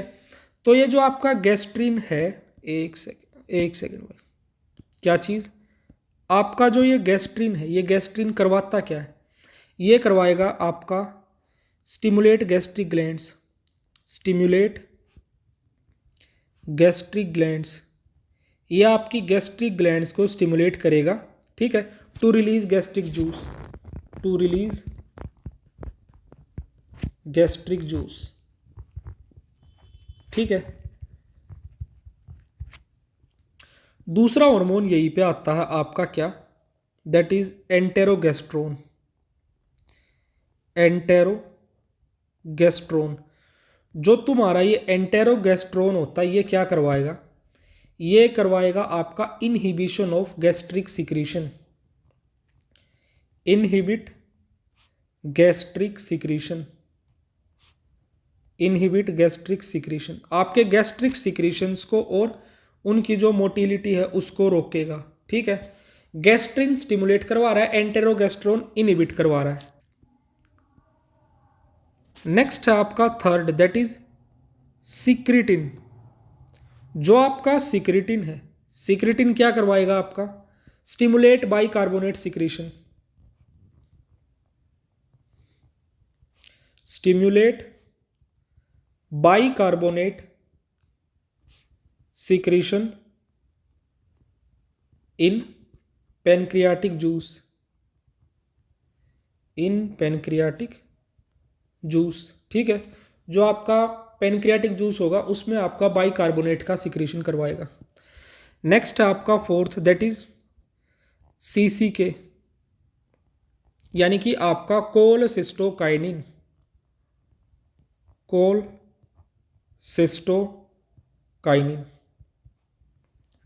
तो देखो भाई, जो आपका कोलसिस्टोकाइनिन है ये क्या करवाएगा, कॉन्ट्रैक्शन ऑफ गोल ब्लैडर और आपका बाइल को रिलीज करवाएगा। कॉन्ट्रैक्शन ऑफ गोल ब्लैडर, ठीक है, to release bile, to release bile. Bile का रिलीज करवाने के लिए आपका किसका रोल आएगा, को आपका कोलसिस्टोकाइनिन करवाएगा। देन नेक्स्ट आ जाता है आपका फिफ्थ, ड्यूओक्राइनिन। ये जो आपका ड्यूओक्राइनिन है ये क्या करवाएगा आपका, ये ड्यूओक्राइनिन करवाएगा आपका, स्टिमुलेट करेगा ब्रूनर ग्लैंड्स को to release mucus, stimulate Brunner's gland, stimulate Brunner's gland to release mucus, to release mucus, ठीक है, एंड म्यूकस एंड एंजाइम्स। अब नेक्स्ट आ जाएगा आपका क्या, आपका enterocrinin. Sixth is your enterocrinin, एक ड्यूओक्राइनिन एक एंटेरोक्राइनिन। अब जो ये आपका एंटेरोक्राइनिन है ये क्या करवाएगा, ये आपके क्रिप्ट्स ऑफ लिगर कुहन को स्टिमुलेट करेगा, ठीक है, stimulate crypts of Lieberkuhn, crypts of Lieberkuhn to release enzymes, to release enzymes, ठीक है। नेक्स्ट आ जाएगा आपका VIP, दैट इज सेवंथ, क्या है आपका VIP, यानी कि आपका vasoactive intestinal peptide, vasoactive intestinal peptide, intestinal peptide. ये क्या करवाएगा, ये आपका गैस्ट्रिक एक्टिविटी को इनहिबिट करेगा, inhibit gastric acid secretion, inhibits gastric acid secretion, ठीक है। तो ये आपके गैस्ट्रिक एसिड्स के सिक्रीशन को रोकेगा। सोमेटोस्टेटिन और पैनक्रियाटिक पॉलीपेप्टाइड हम ऑलरेडी देख चुके हैं। तो अब यहाँ पे देखो, यहाँ पे सिर्फ जो गैस्ट्रिन है ये स्टिमुलेट कर रहा है आपकी गैस्ट्रिक ग्लैंड्स को। अदरवाइज जो आपका एंटेरोगैस्ट्रोन है ये भी इनहिबिट करेगा गैस्ट्रिक सिक्रीशन को। और जो आपका VIP है वैसो एक्टिव इंटेस्टाइनल पेप्टाइड, ये भी आपकी इनहिबिट करेगा गैस्ट्रिक एसिड सिक्रीशन को, ठीक है। फिर यहीं पे जो आपका ड्यूओक्राइनिन है वो स्टिमुलेट करेगा ब्रूनर्स ग्लैंड को, और एंटेरोक्राइनिन है ये स्टिमुलेट करेगा क्रिप्ट्स ऑफ लिबर कुहन को, ठीक है। आपका जो कोलसिस्टोकाइनिन है CCK, ये आपका कॉन्ट्रैक्शन ऑफ गोल ब्लैडर करवाएगा to release the bile, and आपका जो सिक्रीटिन है वो स्टिमुलेट कराएगा किसका, बाइकार्बोनेट का सिक्रीशन आपके पैनक्रियाटिक जूस में। तो भाई ये भी आपके कुछ हार्मोन्स वाले पार्ट से क्वेश्चंस आते हैं जो कि आपको अच्छे से याद करने हैं।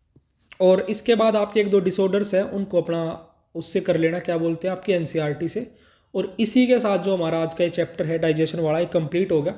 अगर लेक्चर पसंद आया हो तो लाइक कर देना, कमेंट कर देना, एंड आपको PDF चाहिए तो टेलीग्राम चैनल पे मिल जाएगी। So guys, thank you for watching me carefully and stay tuned for the next one.